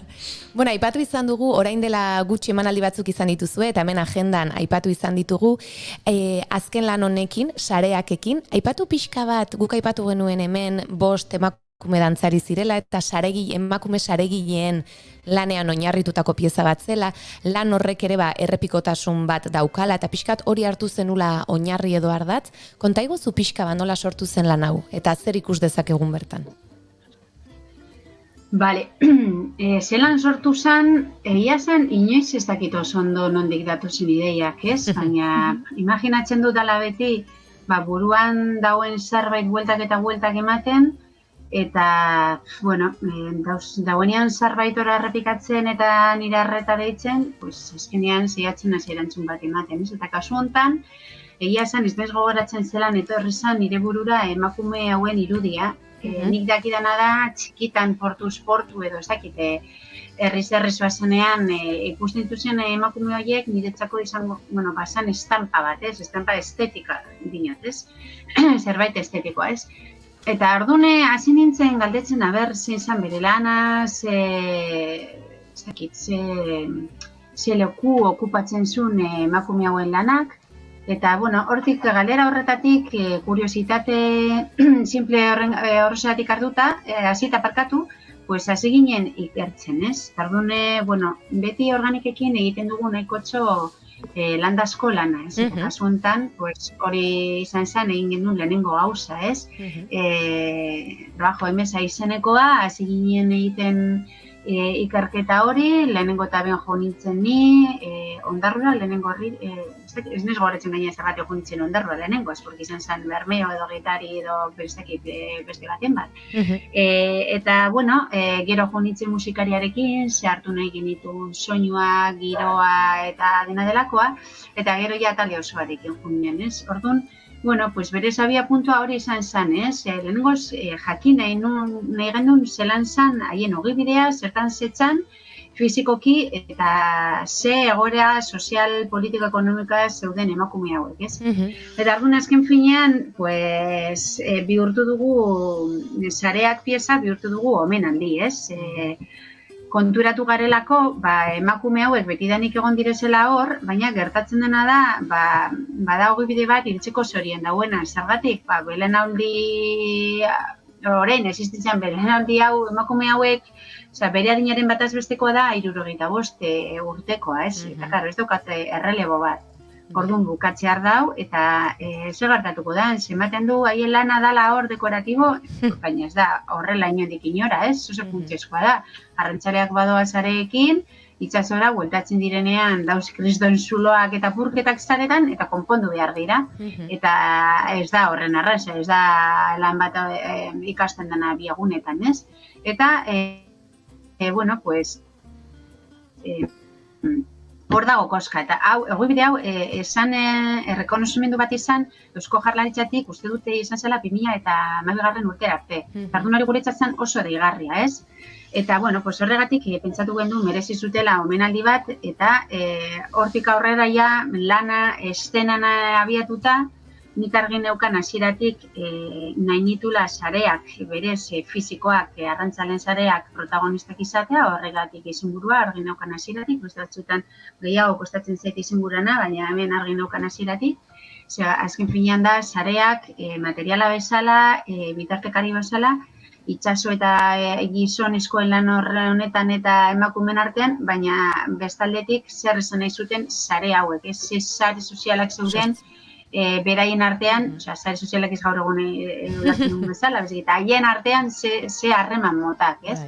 Eta orduan, pues, hortik abiatuta, elkarrizketak egin genitun beraiekin, eta guretzat deigarrena, egia izan zen, alde batetik, zelan gogorra zen fizikoki ematen dituztelako, agian egunean 8 ordu jesarretan gurutzatuta lurrean, luzatuta hola, nahiko deseroso dena, hainbat portutan aulki txikitsu batzuk erabiltzen dituzte, beste batzutan aulkiak, baina dena den oso deserosoa, eta oso gogorra, gehienetan egiten dute kanpoan, orduan. Uda dala, kriston berua, negua dala, itxelesko hotza, orduan, neko egoera, gogorre batean lan egiten dutelan parkatu. Eta bestaldetik, deigarri izan guretzat, zelan esaldu, ez daukatela inongo egonko ondorotasunik, hau da, ez dakiten noiz egiten duten lan, batean deitzen diete egun batetik bestera, eta helduko garela bihar, eta horrengo behar dira prest, eta hori da lehentasuna, ez? Eta, zentsu horretan aurkitu gendun, guretzat zegoela paralelismo moduko zerbait zara ginen ogibidean eta gure dantzarien ogibidean honetan, ez? Zergatik, fizikoki oso gogorra dalako, ez? Dantzatzea, gero eta gehiago, 20 urterekin izan duken horren beste mini, baina orain aldiz zareak talean gaztena da ditu 33 urte eta zarrena 71, guztiek daukate aietararen bat, ez? Normalan, ez?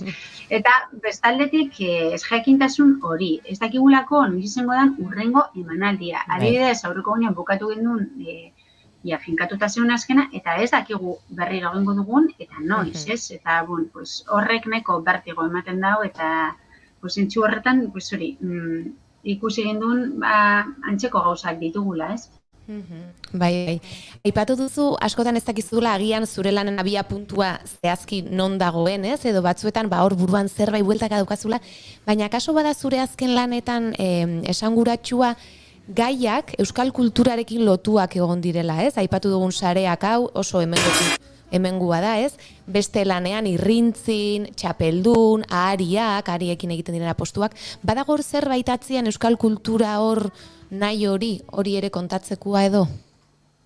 Egia zen hori be, ez daki zergatik hasi izan sortzen, porque bai, 2008 sortu nun lan bat Lilas izenekoa, hitz egiten zuna, zelan da, emakumezkoen hormonen ingurukoa, eta hor sartu gendun estena bat non herri kirolak agertzen ziren. Ia esan, ni natorre kirol mundutik, ez? Orduan, nolabait egon da presente, eta orain txapeldunen irudiak ikusten ari naizela, are gehiago. Txapeldunen adibidez, oinarritu ginen, gehien bat pilotarien rola zergatik, pilotaria da, edo pilota da, nolabait esan, kirol errege, dudarik gabe, ez? Profesionaltasunik handiena daukana, Euskal Herrian, zelan eskin finean, profesionaltasun horri esker kirolariak bizi aldira, eta kirol horretaz, eta horren inguruan, beti bezala politika grauzen sozialak eta ekonomikoak, ez? Baina dena den, bai, aspaldian dago grina hori jakiteko, eta izango da gehien bat, aitortu behar dut, ez natorrela familia batengandik non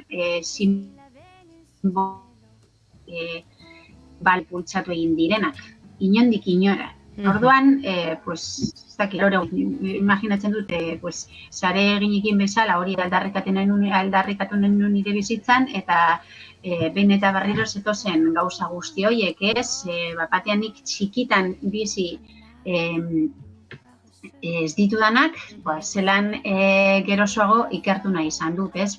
Kasu horretan herrikirola, gero irrintziren kontua izan zen, ez?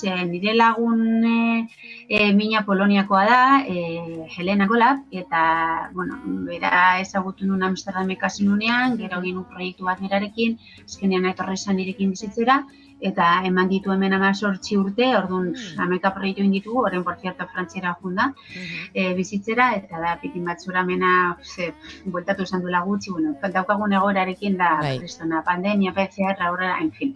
Bueno, parentesis hau kenduta, eta kontu hau, dinot, beti egon da hor kulturana, ez? Eta berak beti esaten zidan, eske zure familian oiuka egiten duzu, ez? Eta, claro, pues niretzat normantzat hartzen, no? Ez da bakarrik azertuta gauzenean edo, zarata asko sartzen dugu, ez? Eta ordune, hortik abiatuta, gero, ez dakit komentario horretatik, baina irrintziren poterearekin geratu nintzen behin jai batetan, edo ni hasi nintzen parranda sor irrintzak botatzen, eta flipatu nun zelen bat gozatzen nun, eta zelan empoderatzen nintzen irrintzak botatzen, eta orduan horbe hasi ginen ikertzen, eta erutu izan den flipantea zelan garai baten, erabiltzen zen guda garaian, eta hemen egon ginen, gainera izan zen oso jebi, itxarribodan, lehenengo aldian, eta batean esan ziguten, zelan herri horretan erabiltzen zuten abisatzeko alboko, herrikoei abisatzeko animaliak arditxar zeudenean, laguntza eskatzeko, botatzen zutela irrintzi bat, ez? Orduan badauz, 11 historia nik izkinak, eta, bueno, naiz eta euskal kulturatik etorri, segurazki jende askok ez dakizki gauza hauek, ez? Orduan, bueno, pues, beti kuriositate hori sortu da hainbat gaitan, eta hasi nintzen bat, bestiaren atzean, eta sareaken, pues berdin, ez? Emakume horiek zai egiten dute hor, bai, josten dute, baina dinote, sarea konpontzeaz gain, zer esan nahi du horrek, edo, bueno, pues hortik hasi da beti gana. Eta, Natalia, Organik konpainiaren helburutako bat da dantza espazio eszeniko berrietara zabaltzea. Zergatik nabarmendu nahi duzu hori? Bueno, nik uste dut hori konpainia, gaur egungo konpainia gehienik daukagula, osea, gehienok daukagula helburu hori, zergatik, porque guztiok dakigu, bueno, pues, dantza ez dela arte eszenikoen artean, dinot, zerarik potentenena, osea, da oso minoritaria ez, eta ordu nahi duguna da sakabanatu ez, eta nahi duguna da transmititu ze potente izan daitekeen gorputzaren transmisio habilidade hori, zelan gorputza adierazgarri batek transmititu aldun horren beste gauza, ez? Eta orduan, claro, horretarako atera nahi dugu antzokietatik, eta nire egia esan asko gustatzen zait kalean gehien bat, edo beste espazioetan sortzen ditugun lanak, zer badago beste harreman bat. Noski, antzokian, argiekin eta zera guztiekin lortzen duzu kontzentrazio bat, jendea sartzea hor, hori, historia magiko bat hori izango balitz bezala, baina kalean daukazu beste kontu bat, bada berokotasunezko zera bat, agian pasatzen da norbait, planeatu zuna hortik pasatzea eta batean pum geratzen da hor, eta kalean ez egotekotan etzan aukera hori izango ez, eta bestaldetik beste espazioetan, museo batetan edo horreko aldian egin gendula adibidez, ez dakit, Getarian, Balentziago Museoan egon sala janariarekin lotuta zera bat, ez? Jatetzekin eta hor beste espazio batetan eskaintzea dantzaren zera mundu hau, ez? Jende askok ez du aukera izan eta askotan gertatzen da, nik adibidez, hezkuntza fakultatean galdetzen diet, zenbat bider joan zarete antxokira. Ikasleen artean gehienek esaten dute ez direla joan. Eta dantza ikustea are gutxiago, ez? Orduan, bueno, niretzate kulturarik ezin ginen, ezin da bizi. Da gure, ez dakit, gizartearen islada bat, ez? Orduan, bat batean, ez izatea esperientzia hori, niretzat oso tristia da.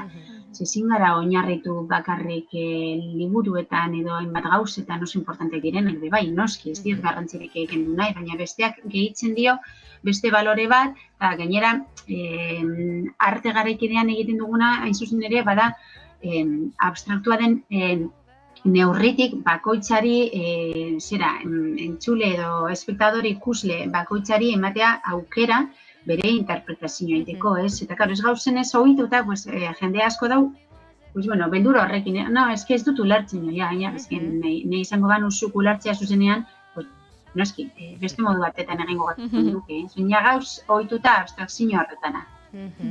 Mira, horrekin lotuta, ez, badago askotan dantza ikuskizunekin esango nuke antzerkiarekin baino gehiago gertatzen dela, jendeari esan, ze gustatu zaizu, eta zuk esan duzuna, ez dakit, ez dut ulertu. Zuek organiken, testua ere erabiltzen duzue, dantza konpainia, dantza antzerki konpainia zarete, testuak lagun dezake akaso ulertzeko behar hori daukan jendearentzat, erosoago sentida din ikuskizun hauetan, agian entzun dizun noizbait umorea zuk ikuskizunetan ere sartzeko bagian testua erabili duzula? Bai, nik uste dut, egia esan, nik ez dut pentsatzen, bai, humorezko zerbait egingo dut. Nik uste dut, hori ateratzen dela, azken finean nire ustez oso inteligentia dela gutaz barre egitea. Eta gara gauzen garaian are gehiago, ez? Bestela, azten gara negar baten eta ez gara gelditzen, baina. Bai, nik uste dut oso inteligentia da gutaz barre egitea, gizakiok beti dauzkagu amankomuneko beti dauzkagu gauza berdinak amankomunean esan nahi nun, ez? Orduan, guztion helburua da postasuna lortzea eta ondo egotea, ez? Eta zeran lortu hori, bakoitzak izango da, bere modua, bere ibilbidea, baina eskenean guztiok sufritzen dugu, batzuk beste baina zailago, eta uste dut azken finean etorri garela mundu honetara, eta batzuk dakigu bestek baino gehiago disfrutatzea, eta nik uste dut arte eszenikoetan hori da aukera paregabea, ez? Orduan, testuarekin, noski nire tresnarik nagusia da gorputzaren erabilera, ez? Eta oso lan fisikoak egiten ditugu. Baina hitzaren bidez, lortzen dana, da, batzuetan, abstrakzio horrekin kontrastatzeko non bakoitzak izan dezake bere irudia edo, batean, badator hitza, esan nahi konkretu bat daukana, eta nire ustez horrek borobiltzen dugun egoera bat, eta hor bai guztiok batera gauzela, egoera berdina baten aurrean, ez dagoelako horren beste interpretaziorik. Eta nahasketa hori nik uste dut, nire aldetik, nire ustez, bai erakargarria izan daitekela publikoarentzat, eta bestaldetik ni saiatzen naiz dramaturgikoki oreka hori lortzen, ez? Parte estetikago hoiekin eta beste humorezko beste parte batzuetan, eta testu ez da izan behar bete humorea lortzeko, ez? Adibidez esan nahi duzu zerbait zuzena eta esaten duzu zuzenean edo mezu konkretu bat botatzeko, ez? Orduan bai, beti izan dira organiken osaigai batzuk horiek. Natalia, barkatu, muteatu du nire mikroa. Natalia, hemen aste egiten dugu alako lotura saio batetik bestera, eta arte eszenikoen protagonistak zareten horiek, botatzen dizkizue galderak, protagonista diren beste batzui. Joan den astean, dantzari bat izan zen hemen gurean, Aritze Salamanca, eta ark utzi du zuretzat galdera bat, gure mezu erantzen gaiuan. Haupa, Natalia, zer moduz? Bueno, hemen doan nire galdera. Eta ez balin bazaizu inporta, bihingo izkizut, bale? Nola ikusten duzu dantza beste arte eszenikoekin alderatuz? Eta bide batez, honi lotuta, nola ikusi duzu dantza azken 10 urtetan? Zirkuitoa eta bere osasuna orokorrean. Mia esker eta oso ondo izan. Hortxe ba.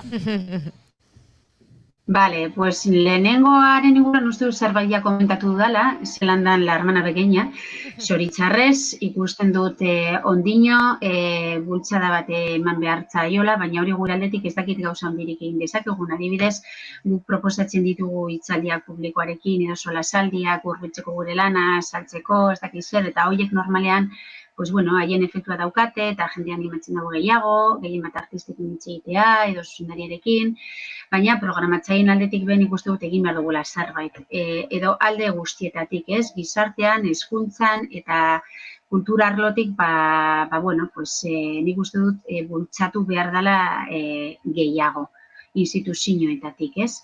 Eta bestaldetik, hori alde batetik, ez? Eta bai, argi dago, zuk ikusten duzu edonongo antzoki baten programazioa, eta ez dakit zelan izango zen estadistikoki, ze badauzi ikerketak egin da, baina 130 baino askoz gehiago da antzerkiko programazioa dudarik gabe, esan genezake 170 baina. Eta dantzana askoz gutxiago, orduan, klaro, beti izango dugu lan gutxiago, eta horren ondoren ez daukagu banatzailerik, eta daukagu kristun arazoa gure lanak saltzeko, mugitzeko, sakabanatzeko, hori alde batetik. Eta gero, bigarren galdere dagokinez, azken 10 urtetan zelan ikusten dut, egoera sortzaileen aldetik, uste dut gero eta sortzaile gehiago ateratzen ari direla eta oso interesgarria da, zergatik aniztasun handiago dauelako, orduan jende gazteagoz ateratzen dira orain, eta, bueno, pues, oso interesgarria da ikustea beste ikuspuntuak eta beste sortzaile motak, eta zirkuituari begira, antzokiei begira, pues, nire ustez askotan gertatzen dena da, ikusten duzula, espektakulo berdinak bederatzi antzokietan, eta beste batzu bakarrik behin ikusten direna.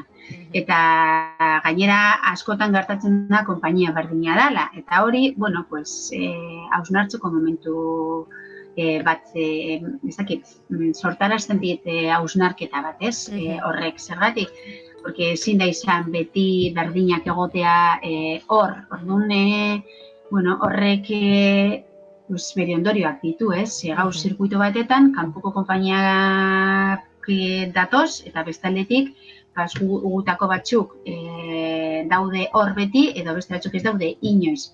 Edo, bai, orduan da oso deskonpentsatua, eta ez dakit zen izango zen konponbidea, ez? Baina dauze konpainia batzuk dauzenak hor, zuzenean, berdin dio zure lan estrenatu bai ez eta zelan dan pieza edo lan koreografikoa, eta ja dauzaltuta, izenagatik, eta beste batzuk aldiz ez dute hori lortzen. Orduan, desoreka hori, batzutan ez da oso bidezkoa nire ustez. Lehen aipatu duzu, Natalia, lan asko dagoela egiteko gizartearen aldetik, instituzioetatik, hezkuntza ere aipatu duzu, eta zuek organiken ere baduzue proiektu pedagogiko bat, eta bertan helburua ez da ikuskizun bat erakustea, baizik eta horren atzetik dagoen sormen prozesua. Honi buruz pixkat galdetu nahiko nizuke, eta horrez gainez, badirudi ikusle berriak sortzeko, hauek lehendabizi ezi egin behar ditugula, eta hor dago hezkuntzan egin dezakegun lan hori, ez? Bai, hori da organiken nik uste oso alde polita, ez? Eta, bueno, adibidez, iaz, 2020 urtean burutu behar gendun proiektu bat nire herrian Getxon, 3 eskolen artean oso polita izango zana, eta noski pandemiarekin bertan bera, geratu zen, gauza guztiak bezala. Eta bai, gainera gaur egun dauz gero eta konpainia gehiago, pues bueno, alde hori zentzen dutenak, ez? Eta nik uste dut oso interesgarria dela, azken finean lotura hori behar dugu. Adibidez, nik Amsterdamen ikasten nunean, ez dakit astero, baina hilabetean behin edo bitan gutxienez, zetozen ikasleak, eskola ikustera, ikusteko zer zegoenan, orduan sartzen ziren dantzazko klasetan, antzerkiko klasetan, eta aukera hori izatea da larrepera, porque alde batetik da, beste kontu bat, antzoki batetara jutea, pues hori, egitera, emanaldi bat ikustera. Baina, klaro, ikustea klase bat, non gauzak dira askoz naturalagoak, egunerokotasun baten barruan, ikusten dut hori oso aberasgarria izan daitekela hezkuntza sisteman, ez? Eta, bueno, ni hortik etorria bebai, argi neukan burutu nahi nula proiektu bat. Gainera, zintzen hasiera baten nerabekin, eta azten eskurtsua jaizten, eta azkeneko proiektutan, azkeneko proiektuak burutu ditu lehen hezkuntzan.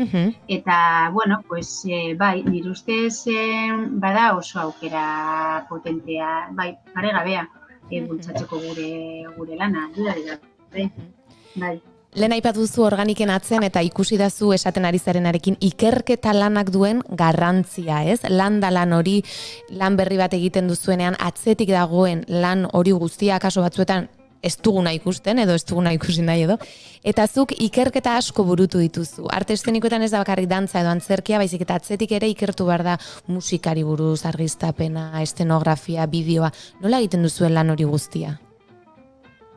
Bueno, lehenengo eta behin talde bat gara, eta nahiz eta organiken proiektuan ni zuzendaria izan, hor bakoitzak ditu bere rolak, bere esparruak, eta hori anitzat politena, niretzat, nire ustez, ni engantzatu nintzen 20 bideo honetara ikusi nunean zelan posiblea zen zure buruan ideia txiki bat izatea, eta gero bat batean materializatzea ideia hori eszenatoki edo espazio baten gainean talde oso bati esker, ze bakarrik zaila da dana egitea, ez? Porque, claro, argizapen diseinuak badauka bere garrantzia, noski musikak badauka bere parte hain importantea dantza mundun, jantziak, esan dut, dana da oso garrantzitsua, eta da, osagai guztien gehiketak lortzen duna, azkenean osaketa horrek lortzen du lan baten emaitza eta borobila izatea, ala ez? Orduan, kolaborazio hori izatea, eta aldez aurretik bakoitzak ikertzea bere esparrun, eta mankomuneko esparru behi izatea, hori da, nik uste dut, interesgarriena, gutxienez niri gehien gustatzen zaidan hau bideo honetan, ez? Ikerketa lanari buruz, Natalia, aipatu du janak ikerketa eta ikusi dugu referentzia bezala, Alain Platel, ez dakit konta dizagukezun, batez ere dantzan munduan hain besteko ezagutza ez duen jendearentzat, nori izan zen, nola ezagutu zenuen eta zergatik erabaki zenuen haren lanaren inguruan egitea zure tesia? A ber, zelan erantzu. Labur norden Alain Platel, ez da? Bueno, bai. A ber, nik ezagutu nun Alain Platelen lana, nire eskolako lehenengo urtean, ikusi nun espektakulo bat eta jende gehien atera zan hortik, esaten, nik dantzatu nahi dut tiponekin, eta nik esan nun, nik ezagutu nahi dut lan hau zuzendu duen tipo hori. Zirutu zitzaidan, una obra maestra ez urrengoa. Horatzen dut, gizaren izenburua zen It's of Bach, nahi duna holandesez algo sobre Bach, eta orduan bazan Bachen musikarekin zeda Alain Platelen musikari fetitzea, gehien gustatzen zaion kompositorea, eta esan desfase bat eszenatokian. Zeuden 10 musikari zuzenean, eta ez nez gogoratzen 10 interprete zeuden, zegoen 2 urteko neska bat, 15 urteko mutil bat, eta gero dantzari trans bat, denetarekenik flipatu nun montaje horrekin, ez?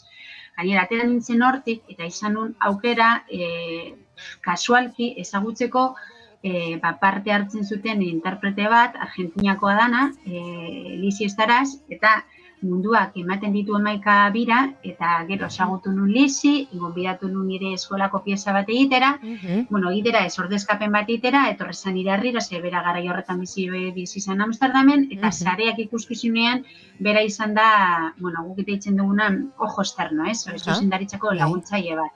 Orduan, hor, honi ez nuen ezagutzen Alain Platen, baina ja, espektakulo horretan zegoen interprete bat, ganimina holandez bat, deitu zidan Circus Wonder proiektuan parte hartzeko. Orduan, proiektu horretan, gani izan zuzendaria, eta Alain Platel zan, advisory zenekoa, ez? Ojo externo, esan dudan hori horretan.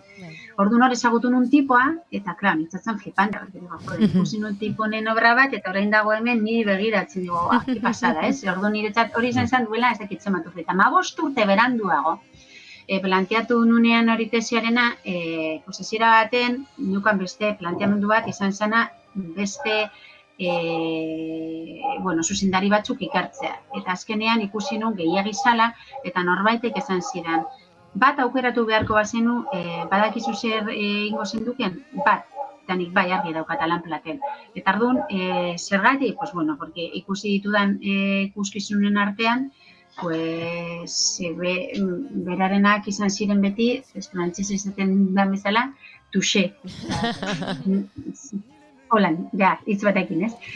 Eta, bueno, gero, ezakizun bat bidai egin nun, bera bizira Ganten eta konpainia daukate hor, Gent, hiri horretan, pues, ja izan un aukera pertsonalki ezagutzeko gehiago, baina ja zirkuseko proiektuen egon nintzenean ezagutu nun, eta niretzat flipantea izan dena da alde batetik bere karisma artistikoa, bera berez dator antzerki mundutik, eta berak ez du inoiz esaten koreografo dara, ez dalako koreografo, berak ez daki mugimenduak zuzentzen edo esaldi bat egiten, sortzi bat, baina bai, noski bideratzen zuzentzen. Eta, bueno, pues, niretzat oso interesgarra izan zen bere alde pertsonal hori ezagutzea zelan berarekin lan egin duten pertsona guztiek hitz egiten dute hain ondo berataz. Natalia, ipatu dugu? Inoiz pertsona bat, izegoki bat, esaten dune berataz. Eta dantza munduan, pues, hori ez da ohikoa izan urtetan, ez? Zoritxarrez. Eta, bai, eta gaur egun ondino dauz konpainia hundiak Alan Platenen bezalakoa, eta, bueno, pues, ospe ezain onak dituztenak zuzendarien aldetik, ez? De orduan interesatzen, de hecho, badago, bigarren kapituluen badago atal bat ditzen dena, El lado humano de Alan Plater. Guztiek esaten dute berdin, ez? Tipua da oso berezia eta oso eskuzabala, alde betetik da timidoa, baina, bueno, pues, konektatzen da jende guztiarekin, eta, bueno, da oso tipo berezi eta oso jatorra. Aipatu dugu, dantza arte eszenikotan minoritarioa dela eta artearen egoera zein den, eta gonbidatu askok aipatu digute dantzari eta irakasle aritzen direla. Nola ere egiten du horrek sorkuntza lanetan? Badu aldeko zerbait? Dinosu, irakastea gero sorkuntzetan. Bai, irakasle izate horrek gero sorkuntzan nolako eragina duen. Bueno, nik esan behar dut, irakatzi egin dudala dantza munduan, baina askoz esperientzia gehiago daukat hezkuntza fakultatean noski. Baina nik uste dut oso interesgarria dela sorkuntza batetan normalean dantzari profesionalekin edo interprete profesionalekin egiten duzula lan, eta klaseetan dira edo amaterrak, edo badira beste gorputzak, eta niretzat hori be oso interesgarria da, ez? Gehien bat dantzak eraikidean ez da bilatzen gorputz estereotipau bat, orduan ikusten duzunean pertsona beste disiplina edo beste munduetatik datozena, eta ikusten dituzunean hor mugitzen eta demagun proposatzen duzula pauta bat edo ariketa bat zure dantzari profesionalekin egiten duzuna eta gero beraiekin, batzutan beste gauzak sortzen dira, ez? Eta konpainiaren izena be badator hildo horretatik organik sortu zen, hori, hasten zarenean lanean ez, edo proiektu batekin, garai batetan lan egin duen aktore batekin eta dantzari batekin, eta dantzari zen superteknikoa, eta nik esaten nion beti saiatzen den organikoagoa, ez? Kontatzen dantzari zala eta teknikoa zala, ez? Eta beraiek kostatzen zitzaun pilo bat, orduan zegoen aktore bat alboan, esan duzuna ni bezala, ikusten duzu ze organiko, ez arritmikoa, baina, bueno, bai, ziren el día y la noche. Orduan, bai, izan daiteke oso interesgarria be erabiltzea tresna berdinak esparru batean edo bestean, ez? Azken finean, nahi duguna da ikusi gorputz adierazgarri hori, ez? Eta oso ebasgarria izan daitekela bebai dinot ikustea beste gorputz eta buru horiek, noski? Aipatu dugu gara gorputzak. Aipatu dugu Organik, dantza eta antzerki konpainia da, eta oraintxe ere aipatu duzu dantzari eta aktore batekin lan egin nuen, biak komplementarioa dira. Zer eskain diezaioke antzerkiak dantzari bati edota dantzak aktore bati? Eta zuri zer eskaintzen dizu bakoitzak?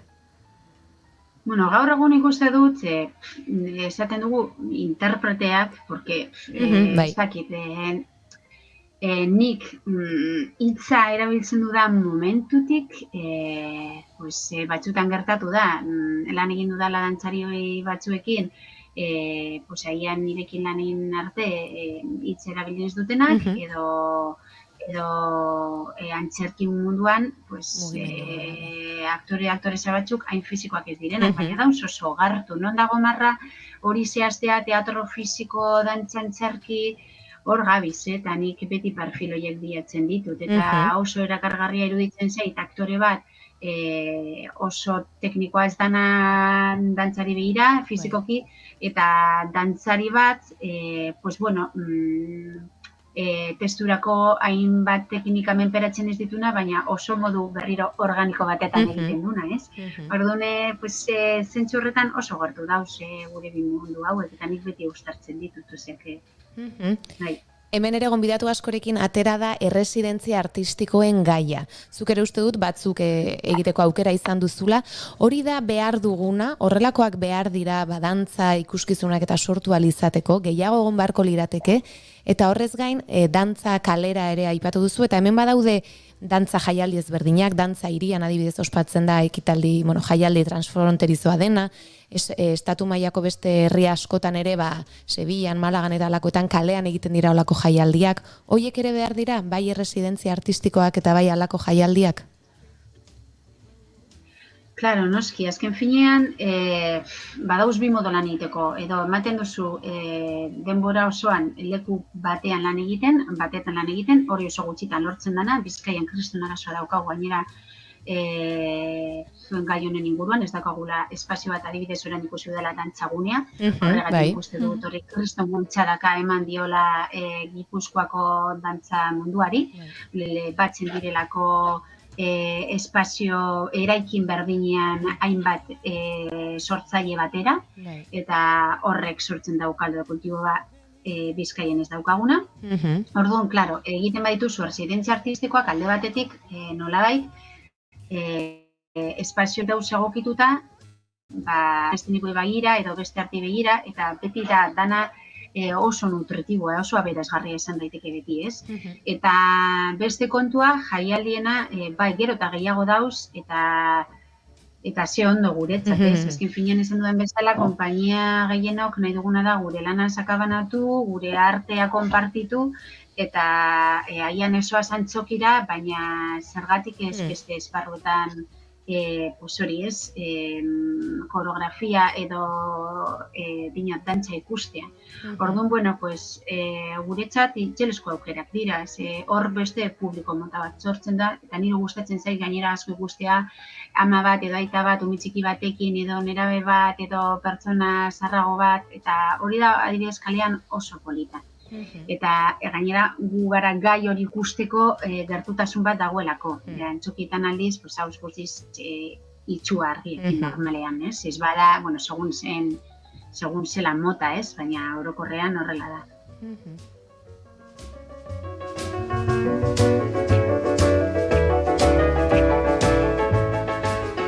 Bari gara poliki-poliki gure saioaren azken txanpara heltzen, eta uste dut Natalia Monge agurtu egin marko dugula, oiana, baina egongo ginateke beste tarte luze batez arekin izketan, Bai, eskerrik asko Natalia gure eratortzeatik. Bueno, zuei, plazer bat izan da benetan, mila esker. Goiuri oian eta inago, mila esker benetan. Plazerra gurea, eta hori, kakapile, esaten dugu. Eta kalean edo antzokietan ikusiko zaitugu. Hori da, ikusiko zaitugu. Mila esker izan dugu, Natalia. Diego. Agur. He don't care for high-tone places, Liz Taylor is not his style, and even Liberace smile.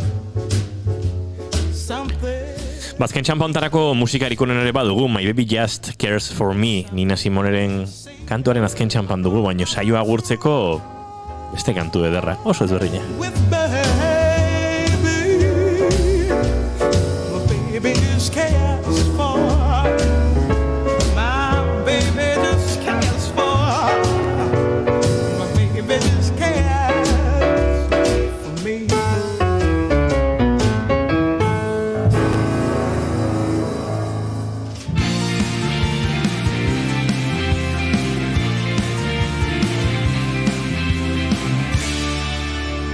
Bigarrenak ez direlako beti okerragoak, bigarren kafea.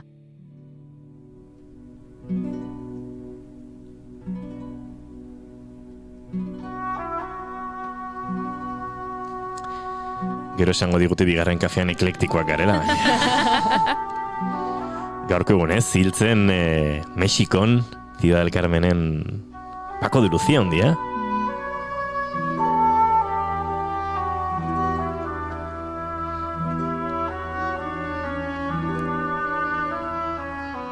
Ciudad del Carmen, Mexikon dago, baino Playa del Carmen ibiltzen Paco de Lucía. Ikusten dira, Hondartzakaren inguruan egin diren hainbat dokumentaletan eta arrantzan eta beti izan du sentsazioa Paco de Lucía zoriontsu biltzela, oso.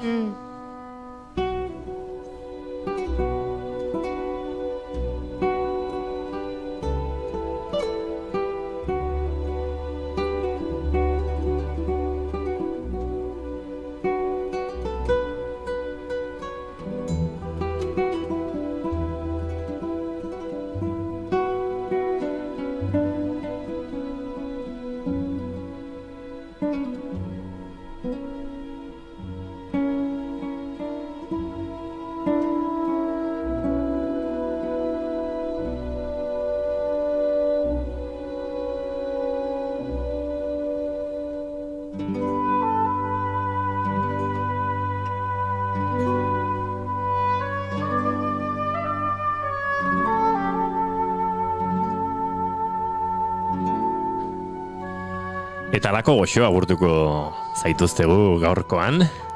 160 bigarren kafeak azukre dosi doblea du.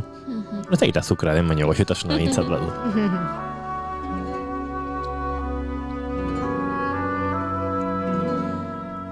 Jana datorren ostegunera arte. Datorren ostegunera arte. Badugu gonbidatua dagoeneko? Edo ez dugu sekretu guztia kontatuko? Ui, gure mystery girl. Goiuri Zeizarandia, bihar ostira da. Programa zarra bihar ere. Ostiraletan, ipunak, amonak, ui. Pentsa, bihar daukagu bidaiatzeko. Badakigu nora jongo garen, ez dugu esango. Ez dugu esango. Daukagu zoritxarraz gai oso gogorretaz hitz egiteko parada ere, non dago Mikelen estreinoa bihar izango baita, eta horri ere helduko diogu. Horrez gain, Irait Lizarraga dator, ipuin kontalari, zirko gile, uste dut Goiurik bere ipuin dosia bihar ere izango duela, Amonekin arituko gara, eta Amonekin berdi diozari buruzari garen, untsita Beiti eta Mari Migaldek beti dagartela argia. Beti ikasten dugu. Bai. Eta noski, gure eromen dosiari izango dugu, baina gaur horrela goxo amaituko dugu Paco de Lucía ondiarekin. Izan ondo guztiei, bihar arratsaldeko 4etan plazar baduzu hementxe izango gara bigarren kafean, naiz irratiaren sintonian. Aio!